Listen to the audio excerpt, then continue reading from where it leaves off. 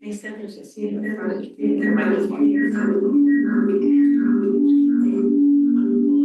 seat in the front. This is for Karen.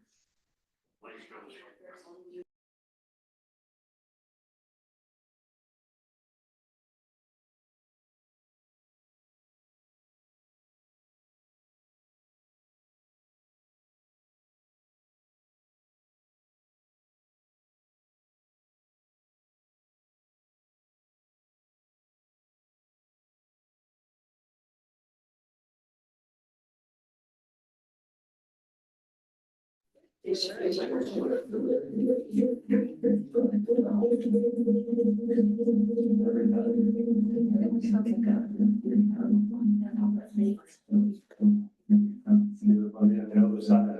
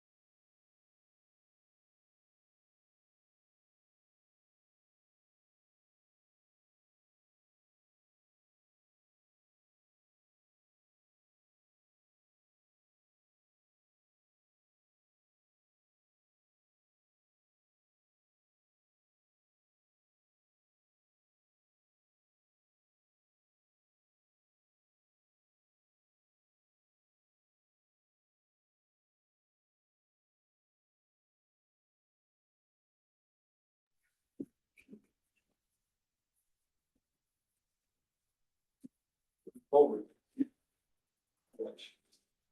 1184.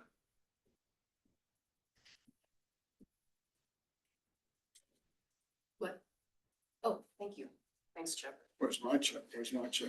It's right there. You get the 84 cents.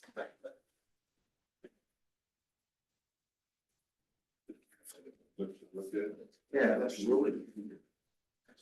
There's the chair right here, sir, if you'd like to get in here. Sir, Okay, very good. Connor. Hey, Connor. Yes. Sir, I don't think it was gonna be.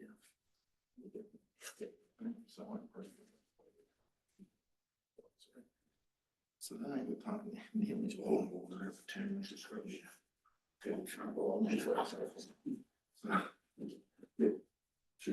Bottom line is, you talk to me first, before you go back and ask for the money. Yeah.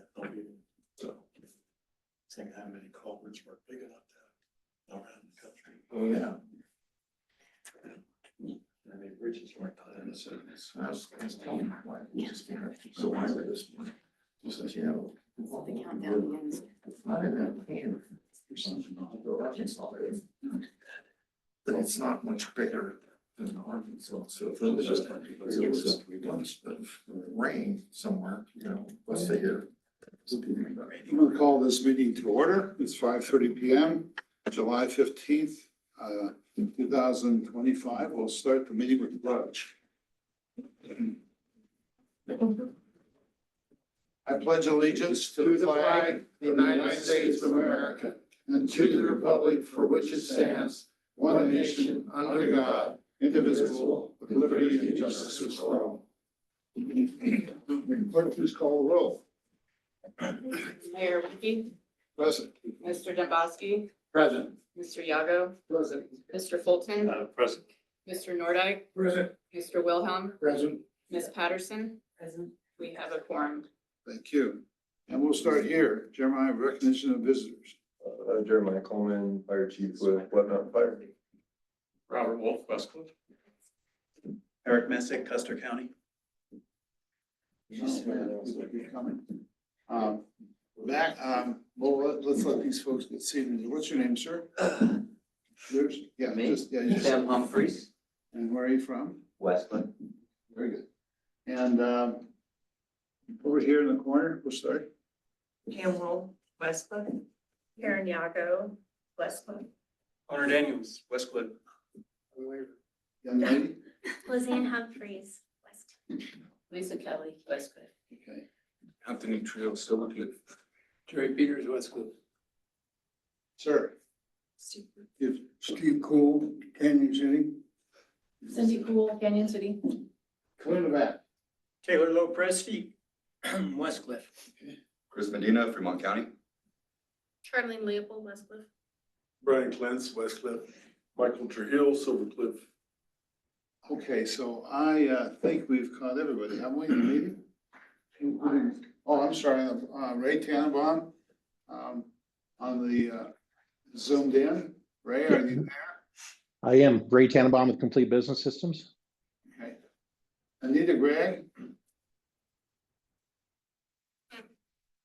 Anita Gregg? Yes, Anita Gregg is here. Thank you. Thank you. Is that all? Then there's somebody else. Kevin. And, who? Kevin. Kevin. Yeah, bottom left. Is Sue? I can't see, like, bottom left. Oh, Kevin. Okay. Sorry, Kevin. Anyway, all right, very good. So I would accept the motion for consent agenda. I'll make the motion to accept the consent agenda. I'll second it. Discussion? Question Aaron, on the numbers. The third quarter contract for the sheriff's department, 62,000, that's the whole year, isn't it? Right, Okay. that was in this sprint, yeah. Okay. It's Caught 15. that. And then the air element, that should be the final payment to them. Correct. And then the one to Clay, that should be the final for him. That is the final sprint. Okay, thank you. Further questions? Okay. All in favor, say aye. Aye. Opposed? Motion carries. All right. Oh, under old business, consideration of request to rezone lot 6 in Shadow Ridge from highway commercial to single family. For the planning commission's recommendation. We did ask Kit Shy about their CCRs and whether zoning was a part of that. It is not. And so there's no concern on that part. So is it Steve Cool? You got you, Steve? I am. And this is your requested it? Yes. Just want to make sure you're here. It's been approved by the planning commission. But if you're not here, then we don't either consider the motion, so. Okay, very good. But any questions of Mr. Cool?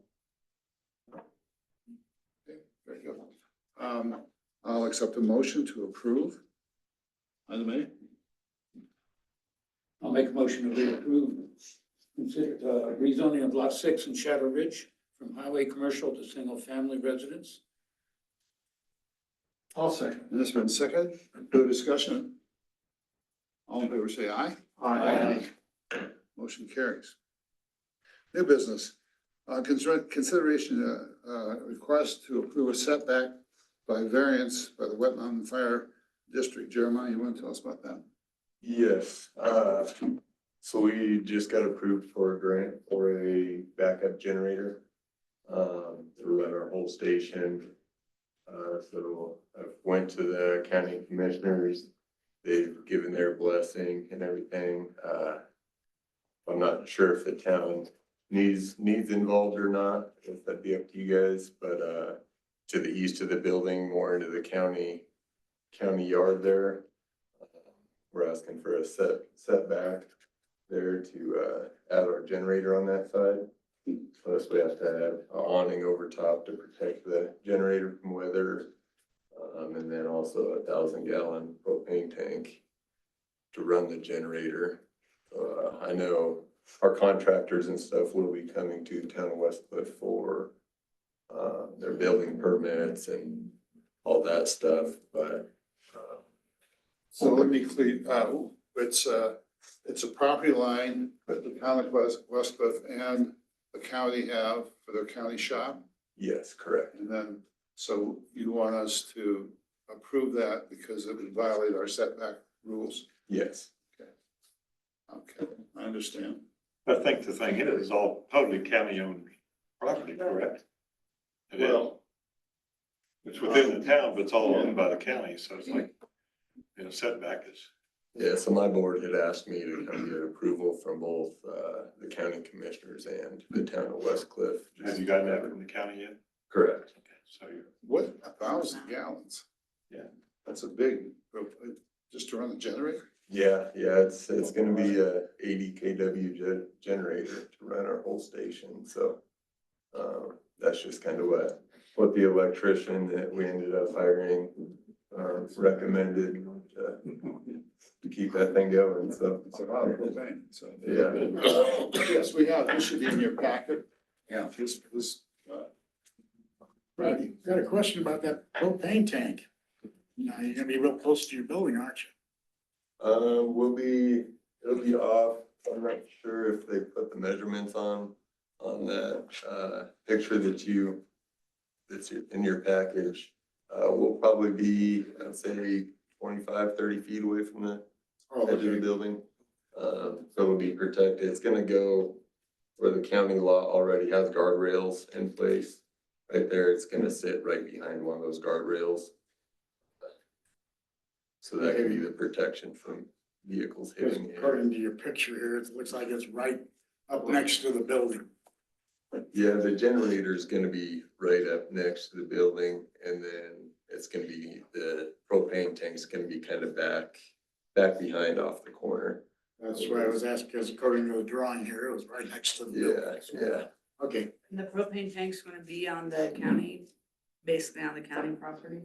The propane tank as well as the little awning that we have to build over the generator will be on county. so Go ahead, Mark. how big is the request for variance? How? I believe it was 20 feet off of our existing property line to the east, and then I believe another 14 off of the north. So kind of just 20 by 14 rectangle right there, is where we're asking for. Remember the letter that Terry. Yeah, I missed it somehow. Consider burying it, Jeremiah? The tank? Yeah. I mean, that'd be an option if we could. I'd prefer those more than other bombs above ground, but yeah. Yeah. Hey, get a good rating, close to the fire department. Yeah. Yeah. Bummer to have a fire and burn down the building. So further questions, Jeremiah? So we need a motion to approve. I make that motion. I'll second it. Been moved in second. Further discussion? Aye. All in favor? Aye. Opposed? Thank you, Jeremiah. Consideration and request to approve a modification of premises at the Alta Convenience Store. Believe we have a representative from Alta on the Zoom. Good evening. So, Hello, Honorable Mayor, members of the authority. My name is Kevin Coates. I'm the attorney here for Alta. We do have Chris Medina, who's the district manager. He's present there in your audience, and Charlene Leopold, who's the manager at the location. And Anita Grog, who's a compliance director with United Pacific, is also present. And we're here tonight to talk to you a little bit about, obviously, our request that we've made, including a proposed updated diagram regarding a modification, if you're so willing to listen. proceed. Well, thank you. I understand there's some history with this. I'm not part of the history or privy to all of it. But I know that Alta essentially came in and took over possession of this premise back in June of 2023. And last year, June, May, sometime around that, July, you folks had a hearing with respect to a modification regarding the beer cave, where the beer cave was put in. There may have been a requirement that a building permit be pulled to have that beer cave. I'm not certain of that, but certainly the requirement was to put in a request, a modification of the licensed premises prior to putting any alcohol in that premise or prior to obtaining approval from the local authority, which you are, before utilizing that space. So we're here to attempt and ask to correct that. We have a proposed diagram and a amended proposed diagram for you there in your packet that should have been given to you or was given to you. And our goal here is not to conflict with the reasonable requirements of the neighborhood or conflict with the desires of the neighborhood, but it's for the purposes really of making sure that we remain compliant and can be compliant with some of the new things that state liquor has been talking about.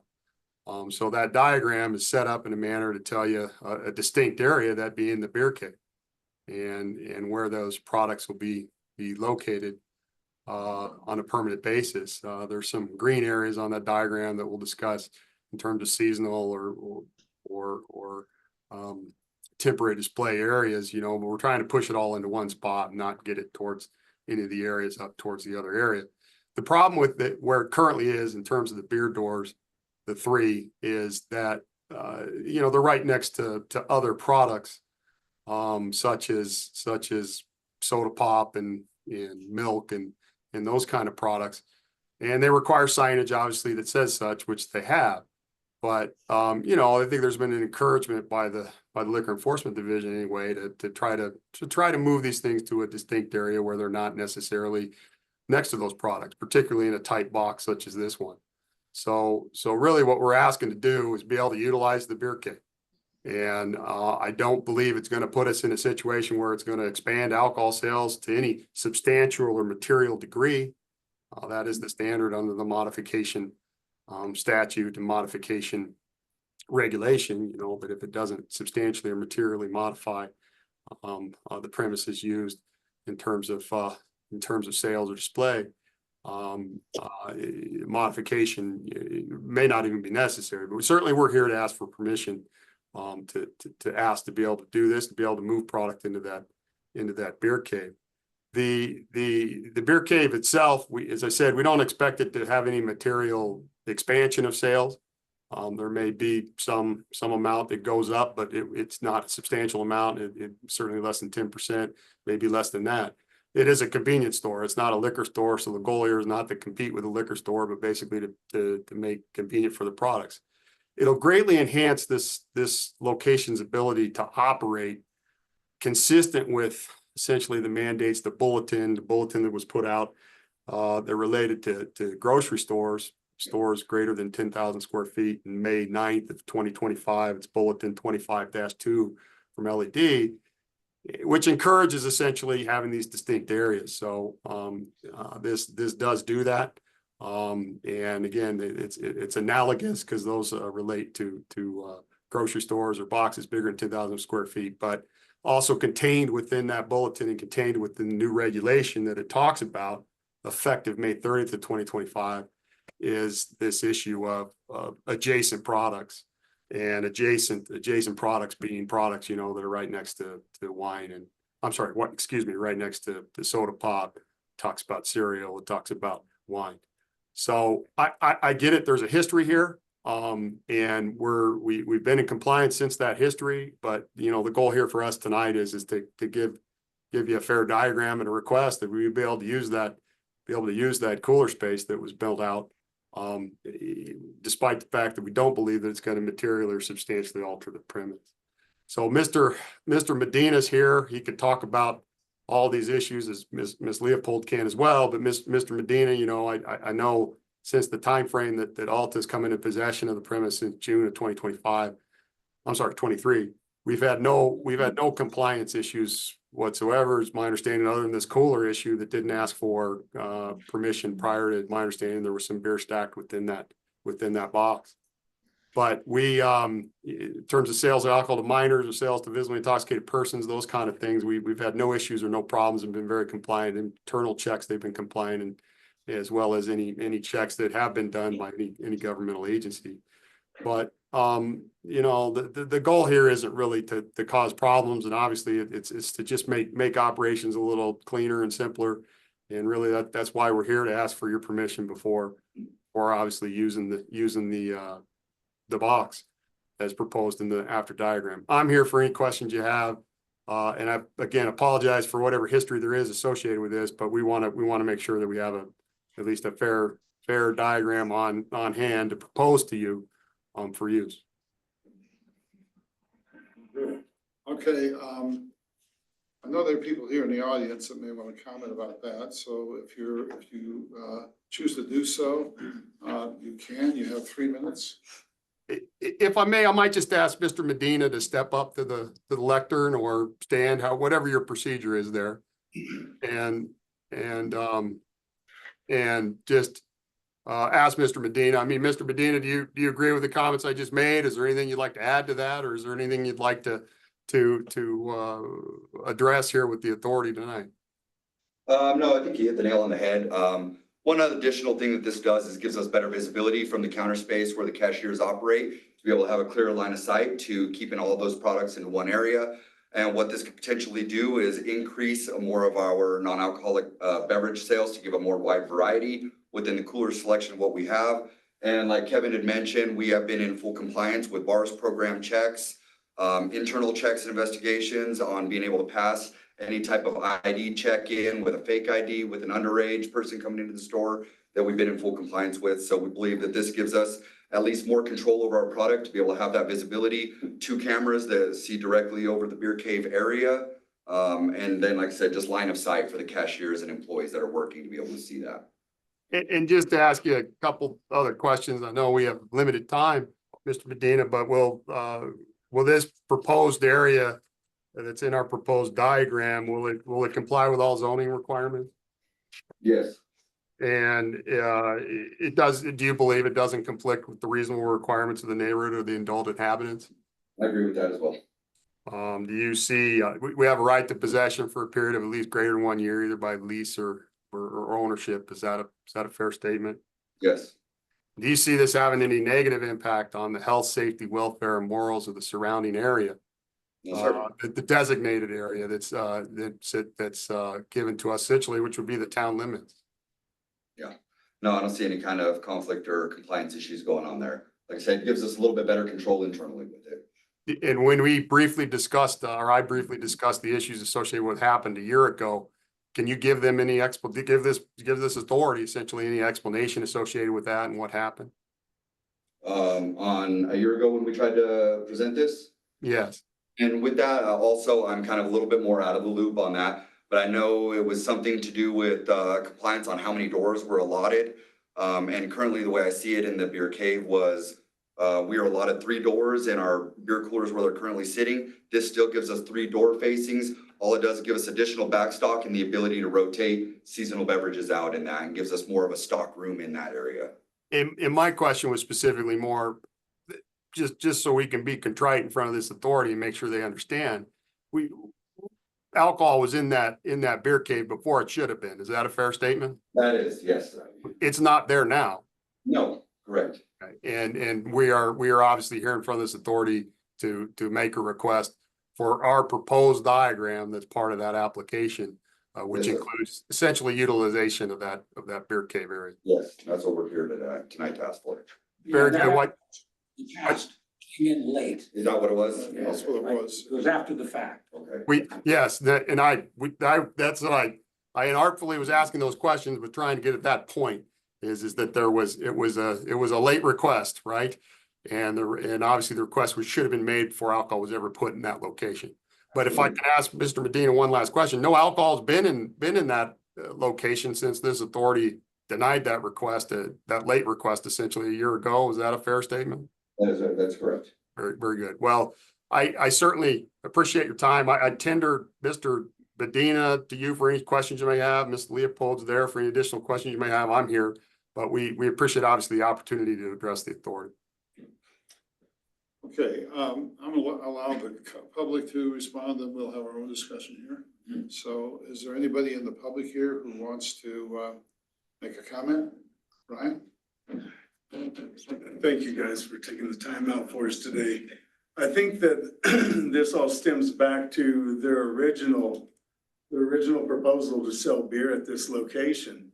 If this tribunal had understood really the gravity of the situation and their expansion in dreams from going from a gas station that sold a little bit of beer to a beer store that sold gas, then I don't believe this license would have been approved from the get-go. I disagree with the fact that it's not going to impact other businesses in our community. I disagree with the fact that they're not going to add more storage and more spacings and more facings for more products to become a beer store that sells gas, not a gas station that sells a little bit of beer. Their 3 doors was no issue to begin with. That was fine.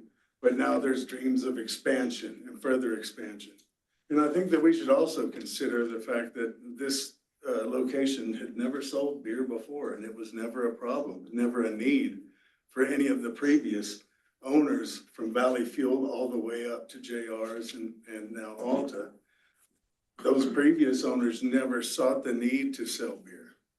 And we see how the beer sales have also impacted us in our local grocery store as well, with losing our organic foods and other things. So there's always room and dreams for expansion and further impact to the community and the small businesses that have been here. I just disagree with the fact that a beer cave is essentially a need and not a want to just, extract every last drop of revenues from the small businesses that are already here in the community to be sent to their corporate office, not play an impact in our community. Thank you. Thank you. Any other comments from the audience? Yes, Yeah, they, please stand, sir. they obviously got an attorney that, it's a big business, big company.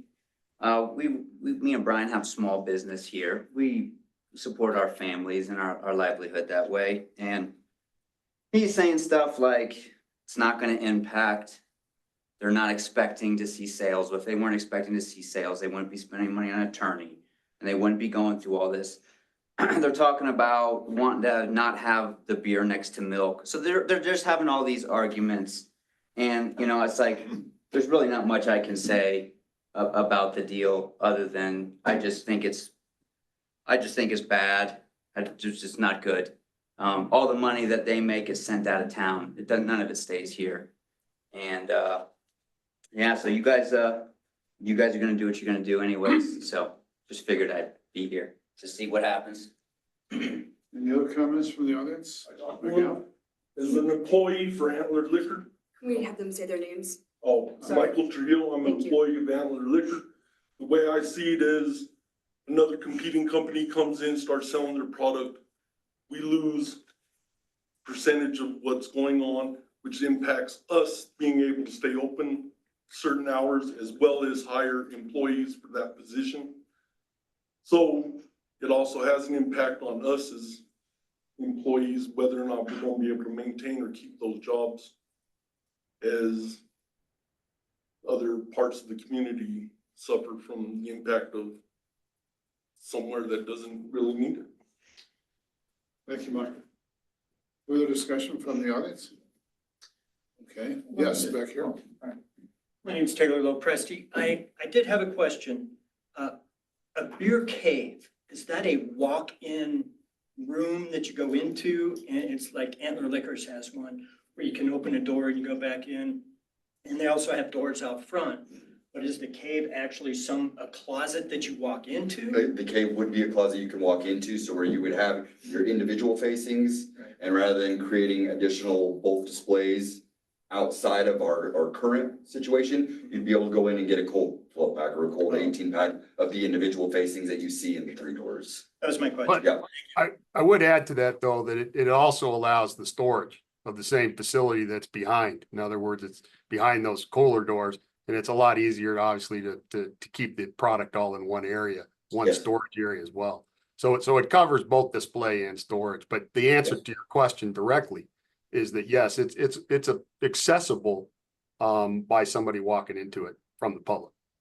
So then basically we're going from 3 doors to 4 doors to our internal walk-in space. And you're claiming that that's only gonna be a 10% increase? And the space is larger than either me or Brian have in our stores existing.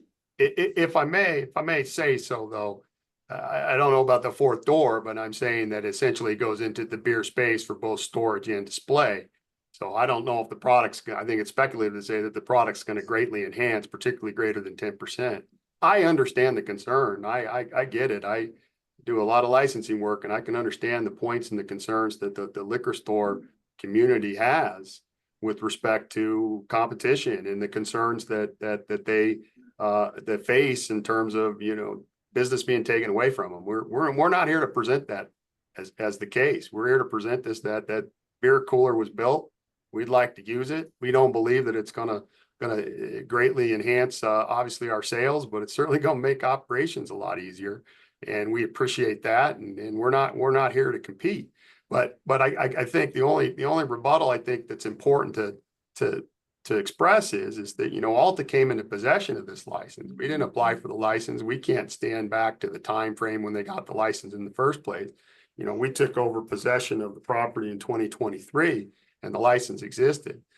So we're basically making a case essentially in front of the authority, reviewing the statute and reviewing the regulation that we believe is compliant, and it's a modification. It doesn't relate to what the initial obtaining of the license. And our position is it doesn't conflict essentially with the reasonable requirements in the neighborhood or the desires of the inhabitants. And so I understand the fear. I understand the concern. I think certainly it's speculation, but I don't believe that the goal here is, as one of the gentlemen brought up, is to be a beer store. It's still a convenience store that sells beer product, and they're going to keep their storage in one central location along with their display. Okay, any other comment from the audience? Okay, your board, and we'll talk about it now. Ready? Yeah, I've got several questions. I'm going to talk to you about the skid that is sitting behind your deli coffee area that has beer on it. Somebody have a copy? I didn't bring that. I've got this right here, but You don't mind. this area doesn't take up this whole thing here. That's only halfway. And behind that, you have a skid that has beer on it. And so that's what we're discussing on the temporary unrefrigerated. And this one is actually a modification. I don't believe you got the email on the modification. So this one doesn't exist and our only temporary display would be right here. My question is that skid under what you're doing right now, is that legal? That I couldn't speak to. I'm unsure on our previous modification, how that looked. If it's out of the 3 doors, then it's.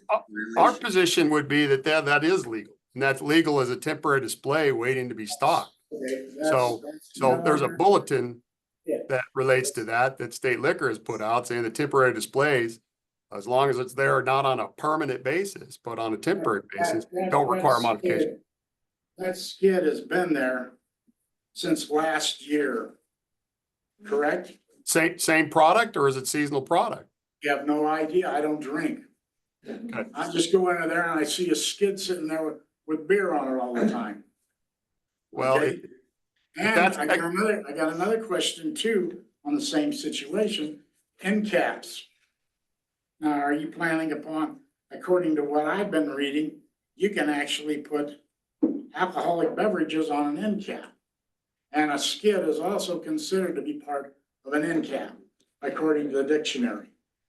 actually, that's a very, very, very good question, because those relate to larger stores, and they relate to stores greater than 10,000 square feet. That's been discussed at LED about end caps. We're not doing that. That's not what's proposed here. We're proposing, Well, wait a second. You've got that skid that's sitting on the floor right now. it's currently on the floor. As I'm saying, our position on that would be that that's either a temporary or seasonal display. Like I said, And it's that- overstock. That thing has been there since about last year, after you came in over, and you were talking to us about doing the, using the bear cave. Well, Is that something that's going to be all over the store? absolutely not. No, and that is the goal here. Really, the goal here is to be more compliant versus obviously and address your concern, right? So we're trying to make a distinct display area, which is that area back by the beer cave, so that you won't have that pallet out there. You won't have those temporary displays. So that's why on this proposed diagram, we removed what was considered to be a temporary display that was closer to the subway area, for instance. That was on the first diagrams that you may have seen in your first packet. That's inconsistent really with what we wanted. There's nothing there. We don't want to have alcohol spread out throughout the store as you indicate, for a very good reason, obviously control, but also because of the encouragement of essentially State Liquor to say, you should have this stuff in a distinct area. That's what we're looking to do. And there won't be that need necessity essentially to have that pallet, if you call it, or whatever it is, unrefrigerated product that's sitting out there waiting to be stocked, or essentially on a regular basis waiting to be stocked and to go into the cooler doors, because it'll all be in the One beer second. cave. Is that out there to be stocked into the, into the It's coolers? constant as we put it in the cooler. Okay, that brings up another, I'm sorry. And commenters should ID themselves before they speak, so we know. Charlene Leopold. Thank Oh, sorry. So what is on, Tim Humphreys, what is on that display? It is the backstock of the beer. What is 12 that? packs. So it's 12 packs, It's so, 12 packs that so we put do you into the do you cooler. stock 12 packs in the doors? Yes, So you, we take them from there and we stock them into the cooler doors. and do you guys have, an air conditioner in the store? We have an air conditioner, Yes. yes. Is it working? It is now, yes. It is now, so they fixed it. Yes. Okay. Okay, I've got another question for you. You've got the, packaged beverage cooler area you're showing on your diagram here. And behind that, you got storage area. Now, is that storage area refrigerated? That storage area is refrigerated. So behind the back. why are you not storing that product back in that refrigerator? So in that area too, we have our Pepsi, our Coke, our 7-Up, Sprite, Dr. Pepper, everything that goes back in that whole packed beverage area. Any of the things that you see in there, the Starbucks, our milk, all holds back in there. Yeah. The width of that is pretty minimal. The shelf space is pretty minimal. And so that's where we do have a very minimal area where we can keep refrigerated beverages on the alcohol beverages. So that's where she has the skid there of the overstock that once we display out of there to keep a first in, first out, we will move from the skid back to the cooler and then begin to stock from there again. So it's kind of a constant rotation from sled to cooler to display. But I could walk in there, grab a 12-pack off of that skid and walk up to the register and purchase it. Yes, you could. Okay. That was my next question, but that's okay. That's okay. Further questions, Randy? Not at this present time. All right, anybody else? The beer cave itself is exactly the same beer cave that was there last year that was been built before they got approval, right? Correct. Correct. Okay, any other, I'm sorry. Bob, I appreciate the fact that you wanted to consolidate and get it all in one spot. However, I'm a entrepreneur, free market kind of guy, but I just got finished over 5,000 miles riding around the country through the West Coast of America. I'm not an interstate guy, and I went through lots of towns where basically the town was still there because of the national change. And we can't stop that, but I don't know whether we have the control to be able to say they cannot do that. I appreciate what you're trying to do. I'm not saying you cannot sell, but if you're gonna maximize, your space and get more space to sell it, then they possibly can be carrying stuff that somebody else doesn't have. I don't know, I don't get into all that. But that's the only thing I'm concerned about this. And also too, I've been here a long time. Long time for me is 25 years, I think 30 years. And as your diagram shows, is you're gonna eliminate the seating area right when you come in the door on the left side, which I've participated in, correct?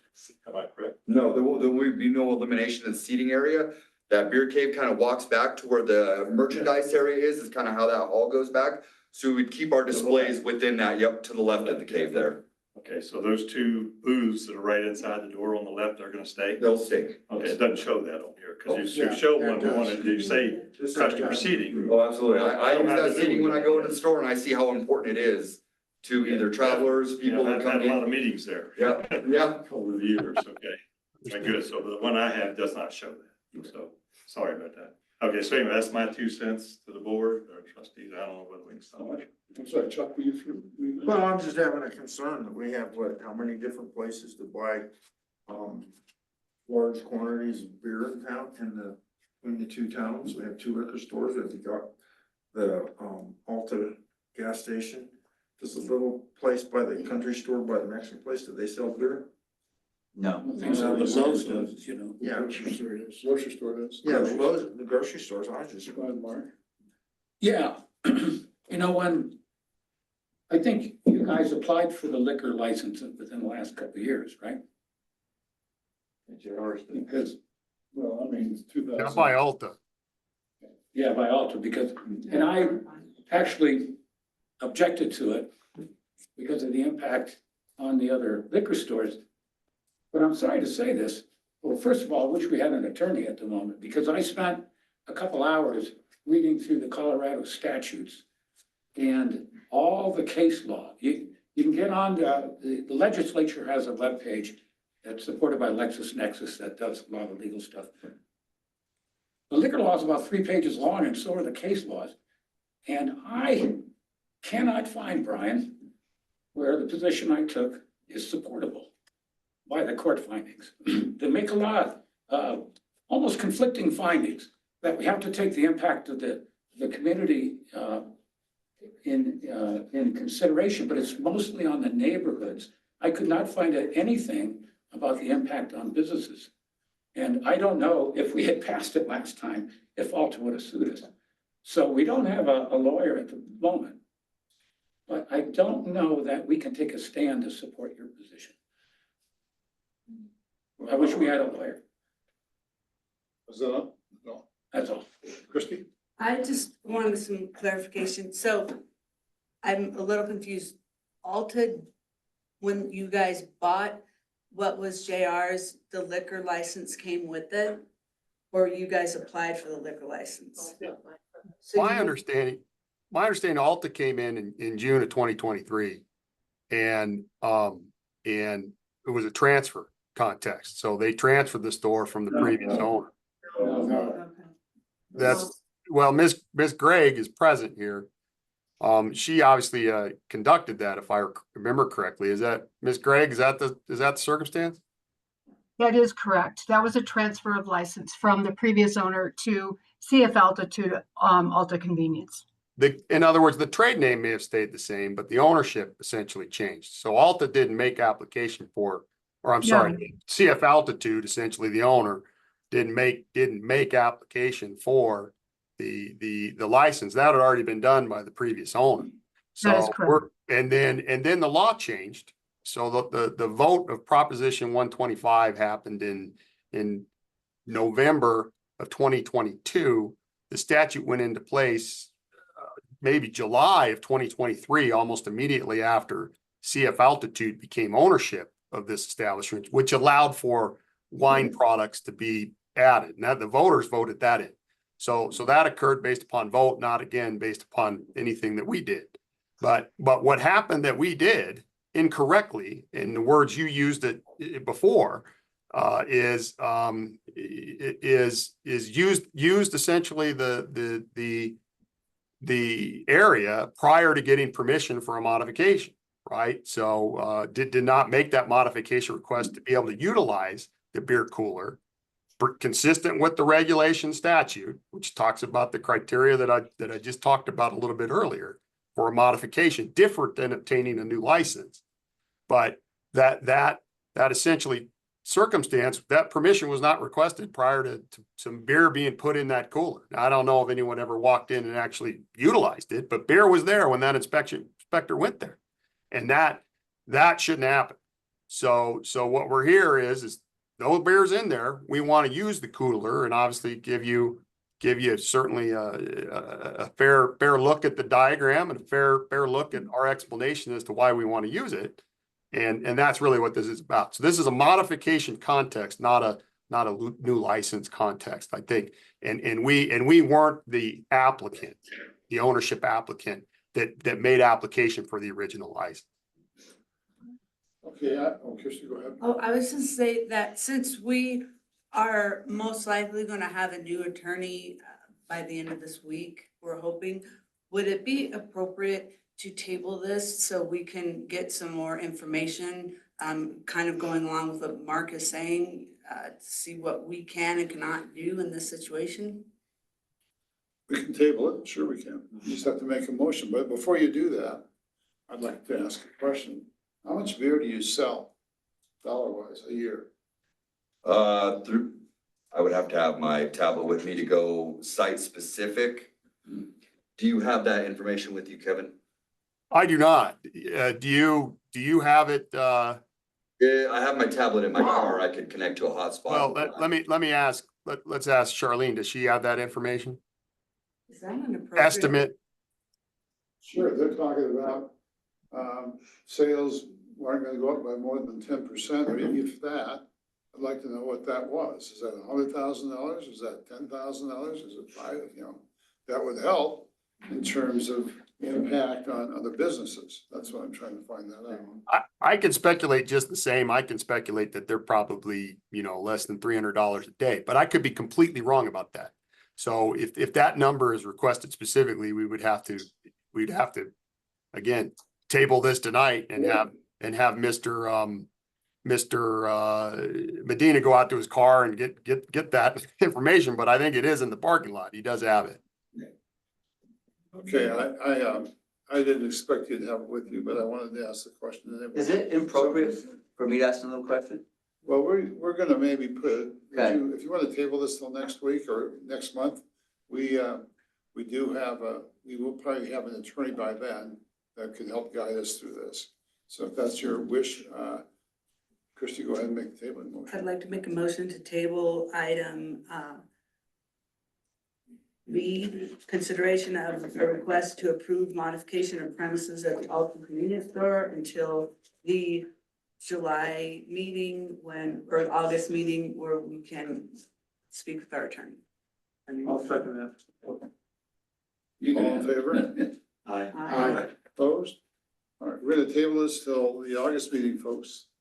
And may I ask what the date of that August meeting is? And I totally appreciate, obviously, your desire to do that, not having an attorney present. It's the That third that Tuesday makes of the sense to month. me. Third Tuesday of the month, Kevin. It's the 13th, so I appreciate that. Tuesday. It's August 19th at 5:30.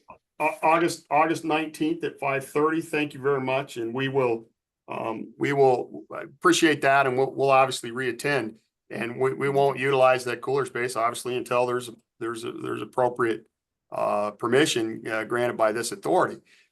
Is there anything else that you would like? And again, I can happy to talk to that attorney once you get them appointed. And appreciate the opportunity to do so. But is there anything else you would like us to consider or think about prior to coming back here August 19th? Well, I'd like to know how much beer you sell. I got that one. I wrote that one down. Like, Sure. The profit margin that they set. for Well, I beer. don't think that's appropriate, but, Well, if they're selling it just above cost, well, I mean, maybe they give it away. I don't know. but if we that's- tried to sell. Can't just give it away. a business, So. yeah. They're not, Art, With as much traffic as you have behind that building, is there any way you can smooth it up? Smooth it up? On the backside on the dirt lot. So I do have a current work order in on that one as well. The last time they came in with a dirt fill, and I want to use a better, like a slag fill. That way we can make it a more solid base. When we just use a gravel fill, it doesn't do great. I agree with that. The truck traffic in there tears it up. Terrible. Instantly. this is off the subject. Yeah. So. all in favor- It's off the subject, but it's appreciated because it tells us, things that obviously we want to be part of the community of and address. Thank you, I'll run it. All in favor, say aye. Aye. Aye, opposed, motion carries. Thank you, folks. Thank you. Really appreciate your time. Thank you, everybody. Next item C, Complete Business Solutions IT report. Ray Tannenbaum, and Ray is gonna be online up here. Good evening, everyone. Appreciate the time this evening. We provide IT and computer services for the town, and we have been requested to put a proposal together for 2 action items for some technology improvements. One of which is to upgrade the existing phone system for the town. At the same point, from what we're being told, obviously give the town a discount in regards to a savings on a monthly basis as to what you're currently paying. I believe everybody should have a packet that we had sent. I believe page 5 is the financial details for the Crescendo phone solution. What we're looking at is putting a VoIP phone system in place with 3 handsets and 2 extensions. And if you look at what that would incorporate, it's a monthly cost to the town of $69.11 for that subscription. I don't have details as to what your current expense is, but in working with Aaron, we wanted to at least be able to provide this as an option to not only give some additional functionality and features, but potentially save the town some monthly expense. And then the second piece to this proposal that we have is also looking at on the next page, moving some emails from where it is currently hosted, which is called MadCow, to an actual true Microsoft 365 account, specifically for 5 board members. Those 5 board members there are listed for Randy, Mark, Chuck, Bob, and Christy. The reason why we're recommending this change is that your current hosting does not have any current email security, doesn't have any ability to back up or restore in case of deletion of emails. It does not have anything in regards to backup in regards to any cloud storage that someone may be using. So the migration from those 5 emails to Microsoft 365 would allow for email security for those 5 users. It would allow for disaster recovery and backup in case of accidental deletion, corruption, whatever the case may be. But if we had to go back in time and recreate or be able to get emails, we would be able to do that. It also gives you access to OneDrive and SharePoint, which my understanding currently the town is saving a lot of their files in Dropbox. And those files currently do not have a disaster recovery plan. So again, if they had accidental deletion and or corruption, those files would be gone. This proposal allows us to have these files now put into SharePoint and OneDrive, which would then in turn have a complete backup and disaster recovery plan in case of, again, accidental deletion, corruption, whatever the case may be, that we could go back and restore those files for the town. We also wanted to be able to put a backup for the QuickBooks for the town onto SharePoint, which would be included in this licensing, as well as putting a complete backup on the on Aaron's computer for a complete backup of that device as a whole. So you'll see that it's broken out by the different components, the licensing changes, the different services. To summarize, this change would be a cost of $162.50 per month for those subscriptions. And then a total project price of both the phone system and this email migration of $1,750 in labor. So I'm more than happy to answer any questions and be able to have that for you. I have a question. Sure. Why are we only migrating 5 emails? Like, what happened to Paul and Art? So neither one of them checks their town email. Well, but I mean, shouldn't we plan for future boards would check all the board members would check their email? Not to call you out, but. Thank you. I like it.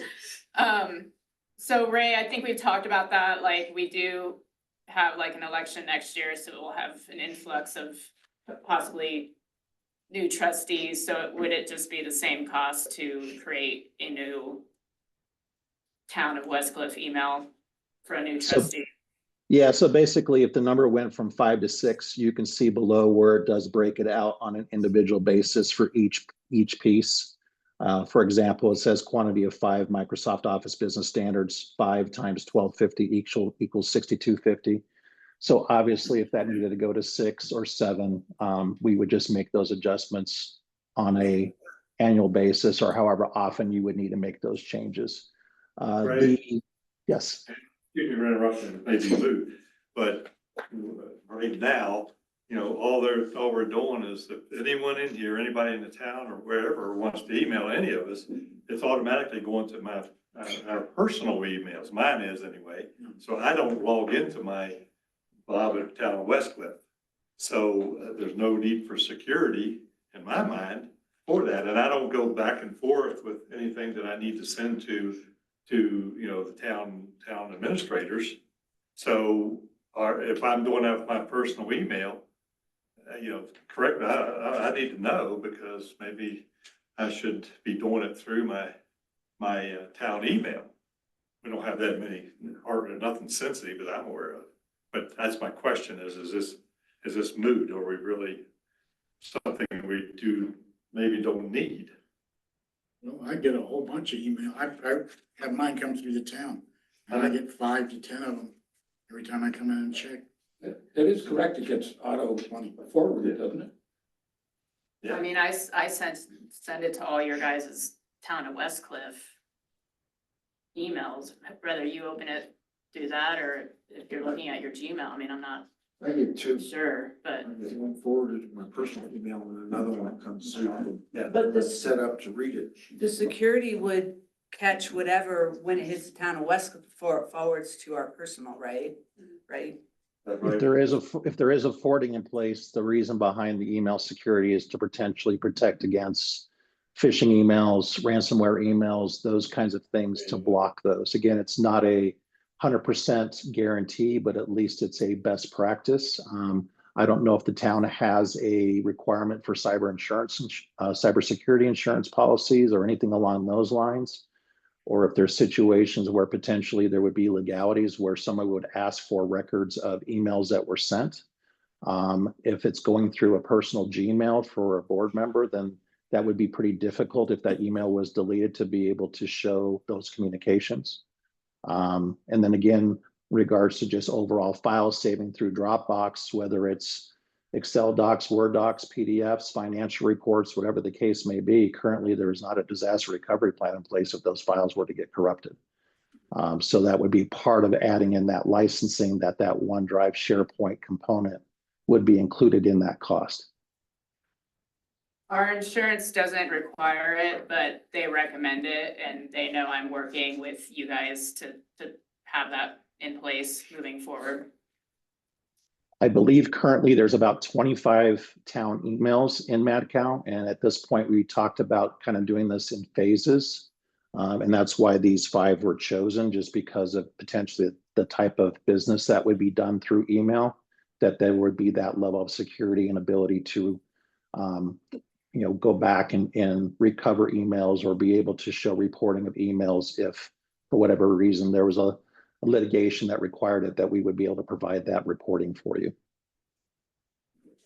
Right, because we do have additional employees, park and street techs who use an Town of Westcliff email, but like you and I talked about it, phasing it into really the trustees and the clerks, should be prioritized right now.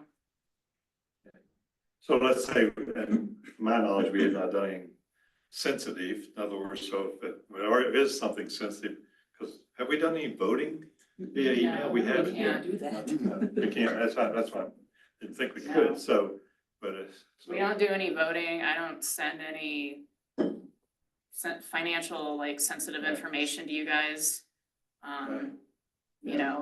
That's, we're talking finances or budget, we have a budget workshop. Right. That's one So- of those. So I am not sending HR things, nothing like that.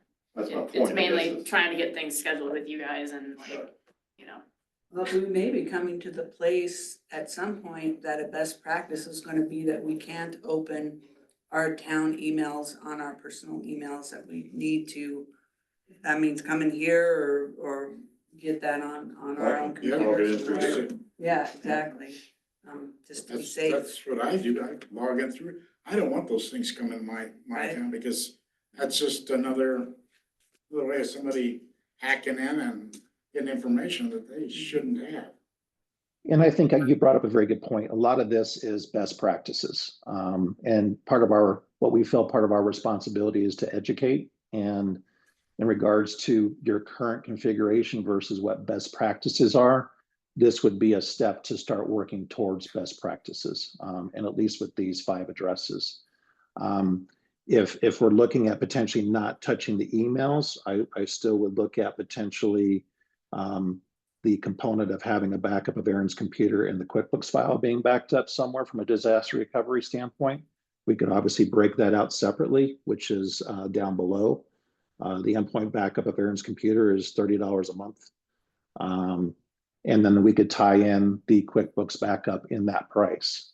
So again, there's things that we can do to help you stage and take steps, but to your point, this is a recommended best practice, at least as a step 1 for the city when it comes to email.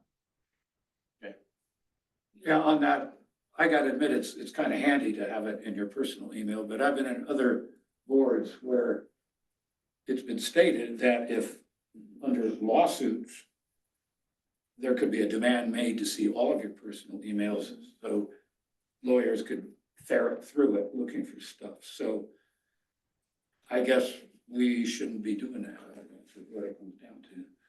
That would be the best practice, wouldn't it? That would be revising, the policy handbook and going that route. Because when I worked for the state, we weren't allowed to use, go through our personal email to check a work email. Yeah, because right now, just like what Mark said, if I replied to somebody's email through my email server or my machine, and it became important for somebody to try to subpoena, Yeah, then they could subpoena everything on my computer yeah, and in my server and everywhere. Where if we didn't have that link for what we're doing right now, then they Yeah.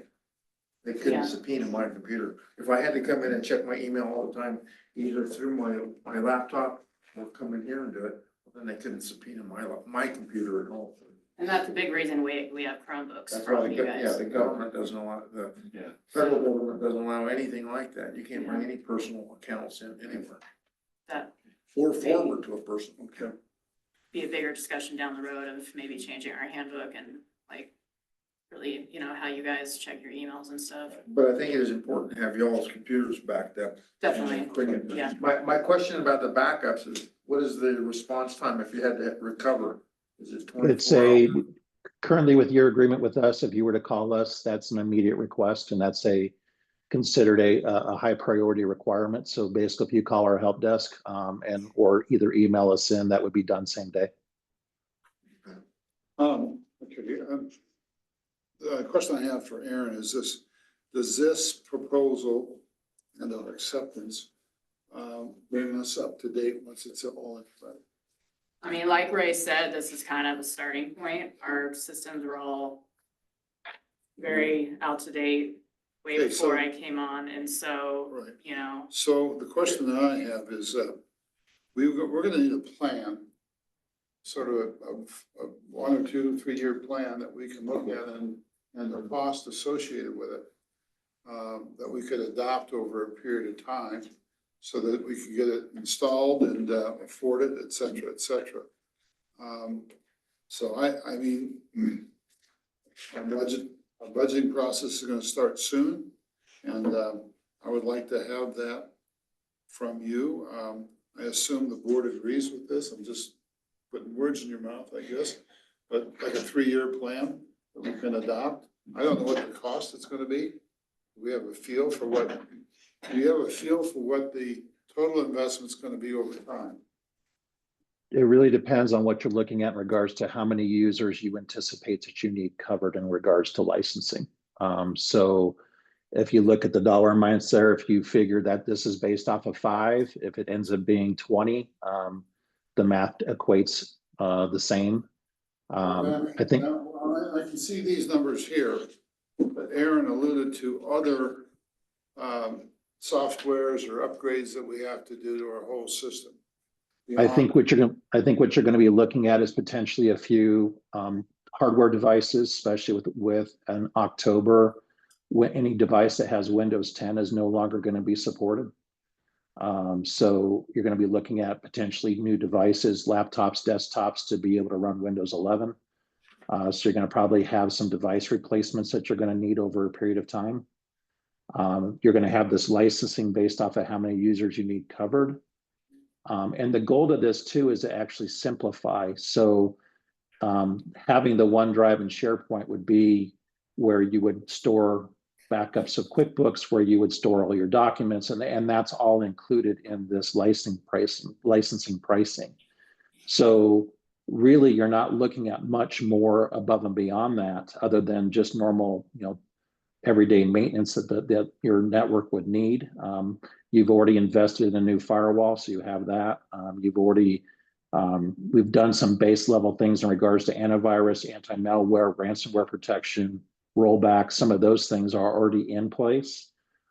So really it's about probably email licensing, which ties into Office 365 licensing, which ties into cloud storage for your files, and then hardware devices. So that's what you're looking at in regards to upcoming expenses. Okay, how many Windows 10 computers do we have?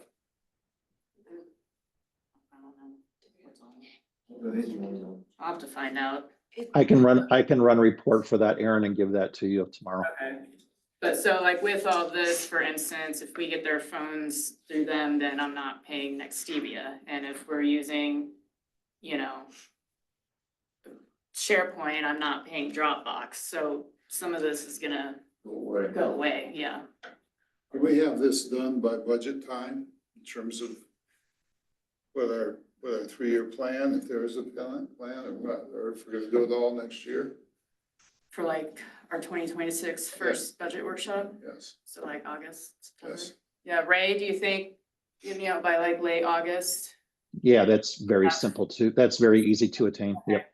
That's around the time we'll start thinking about next year's budget, so. Yep. Okay. No problem. To approve this to start doing a little bit of something now. Yeah. Yes. I mean, with the firewall's already in, which was Right. like the most important Right. thing. So, what Chrissy's asking is, do we need a motion, or we would like a motion to approve this, proposal, which is on page, whatever page it is. Five. Well, I don't have any page numbers on mine, but whatever. There's no page, but these, yes. Before we do that, I just have one question. To Ray, Yes. migrate to 11, it's a question of memory, isn't it? It's a question of just basically resources of the whole device. So whether or not the processor, the RAM, the hard drive space can support the upgrade. So depending on the age of the device, if you have devices that are probably anywhere from, call it 5 years and older, more than likely they will not. So either one, they won't support the upgrade, or they will do the upgrade, but the machine will run like a turtle. We're used to. Okay, so, I'd like a motion. A real quick question. Aaron, is this gonna have anything to do with our internet service, or is that gonna be something completely separate? The fact that it's so terrible. It's separate. Separate? Yeah. Okay. Okay, I think this is immediate needs that we have to get. I would like a motion to. I make a motion that we accept this, Leap Business Solution IT, solution to get started. As indicated on page 5, I think it is back there. It's been a motion. Do I have a second? I'll second. A motion and second for the discussion. Just maybe have it, they let the two ladies, work with Ray to get what we really need. Sounds like there's some questionable things, so give them the authority, responsibility. What questionable things? Well, like I brought up the email thing, so. I see, okay. But then, But wasn't the motion to approve everything that's on page? On here, yeah. Moving forward with the Move forward with, we have to have a starting point for all this. Okay. All in favor, say aye. Aye. Opposed? Jesus. Thank you so much, Ray. I appreciate it. You're welcome. Thank you, everyone. Item D. Consideration request to approve waiving future light permits for events at the Saddle Club, Eileen Squire. Well, Eileen is not here. So we are going to have to table this till the next meeting. And I need a tabling motion for that. We'll just move it to the next meeting. Yeah. That's what we typically do. Put it on the agenda. I have a question. What's the question? By our town ordinance, they can't have their lights on unless they have a special use permit. Rodeo's this weekend. Rodeo is this weekend. Yeah. Well, there also. How will that be enforced? Sorry? How will that be enforced? How will what be enforced? The fact that they can't have their lights on. Well, they'll turn them on. I thought they already got the special use permit for this rodeo. No. Last year. My memory was, last year we gave them 11 days. That's my memory. And I don't know why the board wouldn't continue that on. This rodeo has been going since 1950. I was like, So, But it's not on the agenda. well, it is on the agenda. No, it's not. Not The the grant. request to not have to ask for more special use permits is on the agenda. There is no item on the agenda for a special use permit. Well, we don't know that. 2025. This says here to approve waiving future light requirement. That's future. Future. And in that light, I would like to bring up the fact that since mid-April, they've been energizing their lights every Thursday without a special use permit. So they're in violation of the town ordinances. They've been in violation for at least 12 nights. All right, well, we're going to, I'm not going to authorize any kind of motion that would stop them from having the rodeo. That's not what we're about. And, so they need the lights for the rodeo. So we'll just, Well, we're gonna have to invite them in again and say, look, folks, you gotta get this figured out so that we, as a governing body, can allow you to have a rodeo, and also that you'll comply with dark skies. So, yes, Christie. So I've just been on my own because I did bring up when I was on planning commission, and I brought up before I was back on this board that I had some real concerns about the ordinance as it was written because of issues I had personally with when I was managing the Vista Celeste apartments, and it kind of nothing has happened, which is fine. So I've taken it upon myself to start researching all of the dark skies communities, approved dark skies communities. I've gone to the darksky.org website, I'm looking through all those communities. I've contacted some of them. There's 39 of them, I'm looking at ones that are our size or bigger. And I'm looking through all their ordinances, making notes on things so that I could possibly bring this back to this board so we can revisit our ordinance in general, because it's this big, and every other community that I've looked at so far, it's pages and pages of how to be compliant and how to be right with it. And I'd like permission to move forward with that and hopefully make a presentation to you guys in the next month or two. That'd be fine. I would welcome that. I recall last year, Charlie Ellison came in. You all know Charlie. And he had a document from Dark Skies that says if you have an existing event, like a rodeo, by all means allow it to continue. Yes. That document was a preliminary document that was part of the Dark Sky Reserve project that was trying to make the entire Sangre de Cristo area a dark sky region. And that document was not a dark sky document or a dark sky approved document. And Charlie incorrectly gave it to y'all to look at. It has no bearing. I have spent days talking to Dark Well, Sky. let me ask you this question. There is no. Let me ask you this question. Are you in favor of shutting down the rodeo lights? What I'm in favor of is trying to force the Saddle Club to at least do what you have asked them on 2 different occasions to work with Dark Skies. They have refused to work with us. We have made multiple attempts to talk to the Wilson Saddle Club. Again, I just feel that this isn't something that it's an ordinance that should be in place, that should be easy to understand, and to ask a nonprofit or, community organization to have the kind of power to be able to say, well, we'll approve yours, well, we don't like this one, so we're not gonna approve that, is completely wrong. And I think that we, as a board, need to create that ordinance so that so we don't have to have this conversation ever again. Let me be clear. So Dark Skies has no power, has nothing to do.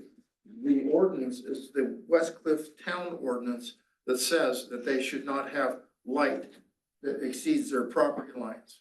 Okay? But according to all of their people that are setting, that changed their lights out when this became an issue and they had to change their lights out, that work with other entities all over the United States, it's compliant. The only ones that don't think it's compliant is this group of people. No, And so what do we need to do to make it not work? true. And I don't care about all of that. I'm just asking if I can bring information to this board to maybe help remedy this in the next couple months. Yes, and let's end the discussion with that, because Look, this is the ordinance we have. It's not very complicated. The purpose of these lighting standards and the policy of the town of West Cliff is to minimize glare and light trespass. You can see those lights on Vermont Road. You can see them from the mountains. They've been trespassing all along. And I don't think we Once should. again, I'm gonna ask you, is this board going to? Well, I was gonna. Oh, I'm not done.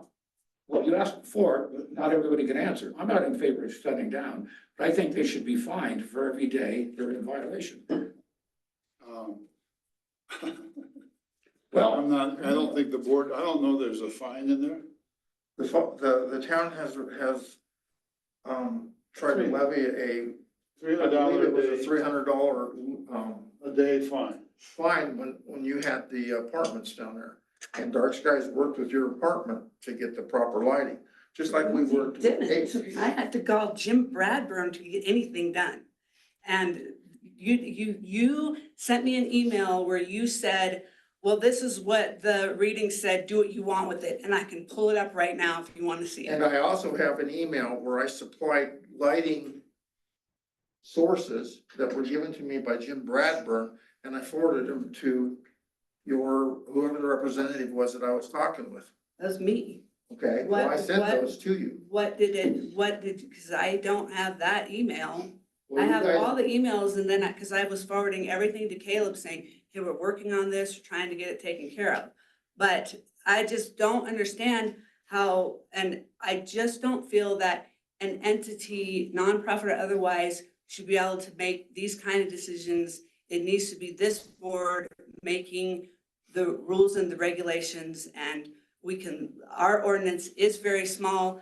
The other communities I've looked at, their ordinance are pages long, even going to the depth of these lights, these are compliant lights, these are not compliant lights. And then I really think the argument as far as a fine goes to the Saddle Club is that their whole argument is that they had professionals come in and help them do the lights and they are compliant. So, and you can fight about it all day long, so we've got to fix it. But I don't know if fixing it the weekend of the rodeo is the time to do it. So they wait till the last minute. Now, first of all, again, you said that Dark Skies has control or a thumb on people's lighting. We have absolutely nothing. We have no control. All we've been asked many times by Caleb to come look at a few lights here and there, and we make the measurements. We give the measurements to Caleb.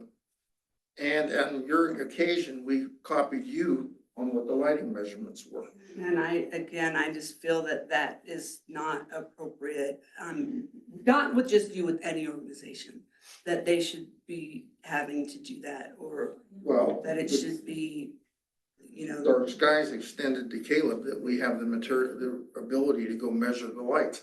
Town doesn't have the light measure meters. So we acquired them so that we could do that on a number of occasions. So let's move on and we're gonna have to obviously get a hold of Dark Skies or get a hold of Eileen and the rodeo people to say that you must we're gonna draft a new town ordinance, which Chrissy's gonna help us with, and you're gonna have to comply. I'm not in favor of finding them. I'm not in favor of shutting them down. You've made your point. And I'm sorry she's not here, but she's not. So. we could make a motion to find them anyway. It's not an agenda item. That's right. And the lighting ordinance is on my list of things for the new attorney to help clean up, because a lot of this was happening after as the town manager was leaving, so it's on the ongoing list. I'd like to So say, next item is, I've asked a couple meetings ago, when is the rodeo people gonna come and take care of this thing with the Dark Skies? They're gonna get their permits and everything. Nothing ever happens, so. well, they were on the agenda, so they are, obviously, we're gonna ask for something. Well, I would say for item D, which is worded, consider of a request to approve waiving future lighting permits for the events of the Saddle Club. I'd like to make a motion, we reject that. I'll second that. We don't, I thought we couldn't make a motion on things that the people that are supposed to be here being I mean, represented they can't aren't here. defend themselves. So we will move on to item E. You can make a motion to table it, but since the other party's not here, you can't. I make a motion that we table this until all parties are here. I'll second it. Okay. And second, discussion? This grounds for a workshop to try to get this thing nipped in the bud once for all. We've been dealing with this for. Well, I think Christie's got the good start that- when that'd she's be part going of to. it. I just will bring you guys all the information. This is what I read about this community, this is what I read, this is how this community's handling it, and then we can do whatever with that. And getting the new attorney to Yes. revamp the lighting ordinance. So we have a motion to table this discussion until further notice. Because we don't know when that's gonna all happen. So all in favor, say aye. Aye. Opposed? Motion carried. Item E, consideration of request Okay, check. Item E, consideration of the request for information related to weed spraying. Lisa Kelly. That's me. Well, come on up, Lisa. Hello, hi Bob. Okay. Gotta put on my glasses. On June 17th, the town of Westcliff posted on the Facebook page, Westcliff will be spraying for weeds in the summer months, thanks to our parks and street crew for keeping our town beautiful. This post garnered over 100 instantaneous and negative reactions from citizens, various citizens. A week later, the town posted this response to the citizens' reactions. Town of Westcliff, thank you for reaching out and sharing your concerns regarding the town's use of commercially available pesticides. We deeply value civic engagement and appreciate the thoughtful feedback that so many of you have provided. Our primary responsibility is to ensure the health, safety, and well-being of our community members while also preserving the environmental integrity of our shared public spaces. The decision to use pesticides is never taken lightly. These treatments are currently used in targeted areas to control invasive plant species, manage pests that pose risk to public health or infrastructure, and maintain safe, usable recreational spaces such as parks, trails, and public grounds. That said, we understand and respect that many residents are concerned about the potential health and environmental impacts of pesticide use. These concerns are valid and important. That was the town's response. Having said that, where does that leave us? What are these risks, quote unquote, to public health posed by weeds and pests as compared to the poisoning of public recreational areas for ourselves, our visitors, our pets, our waterways, and our pollinators? Specifically, waterways is Great Creek below the bluff, which flows into Lake Deweese, which already has pollution issues from fertilizers and pesticides used in farming and ranching. You mentioned targeted areas. Let me briefly describe an incident on the bluff that happened to me several years ago. Took my dog for a walk on the bluff.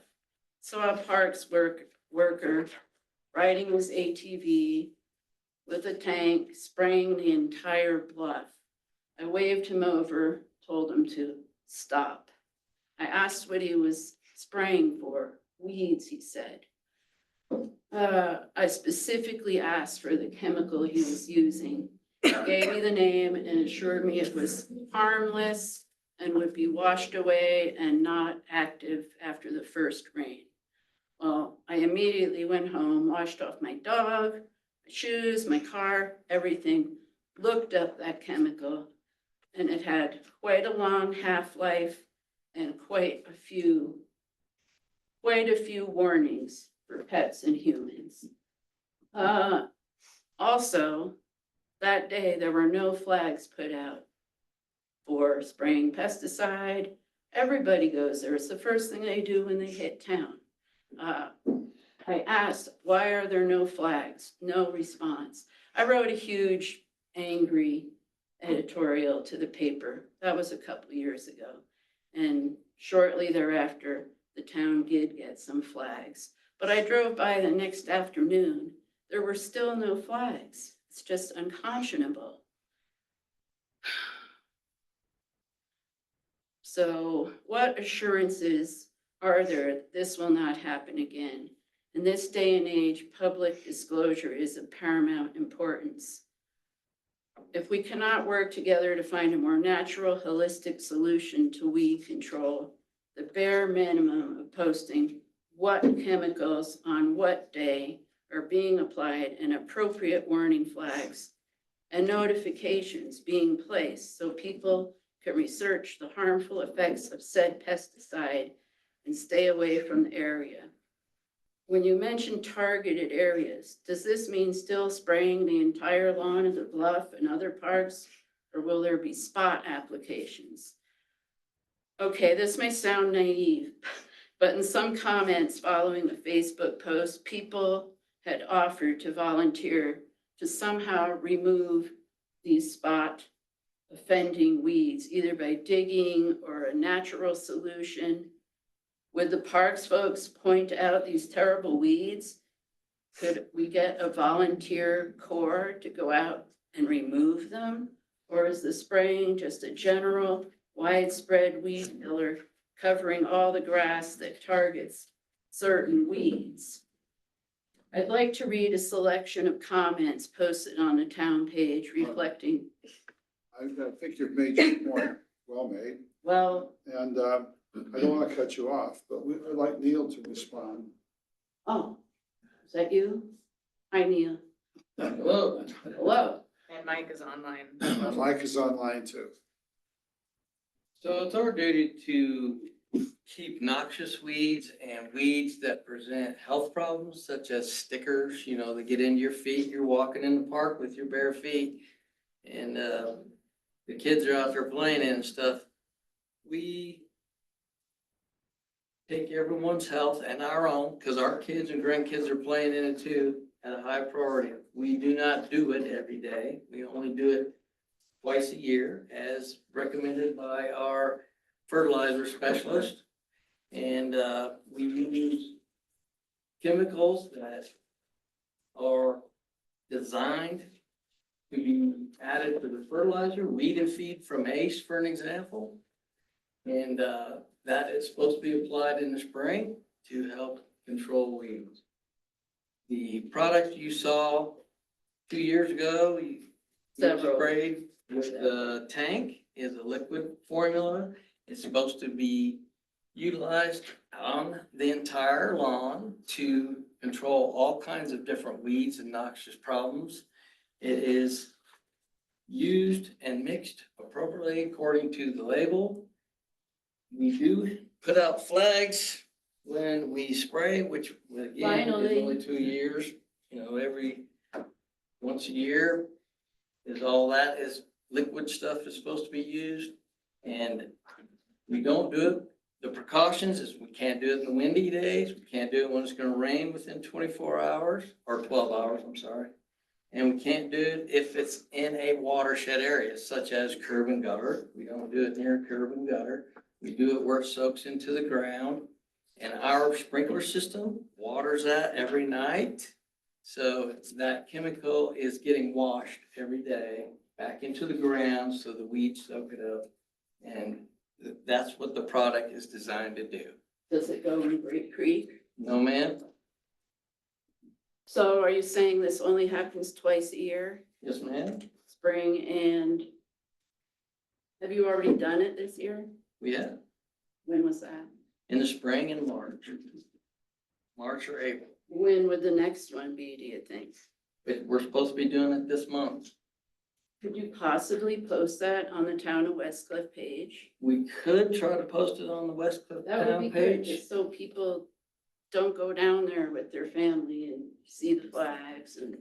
Well, we gotta depend on weather and I know. wind, and it's pretty tough with every day, every afternoon, we're expected to get rainfall. So right now, we're on hold for weather. So we don't know what day we're gonna do it. I can't post it 10 days in advance.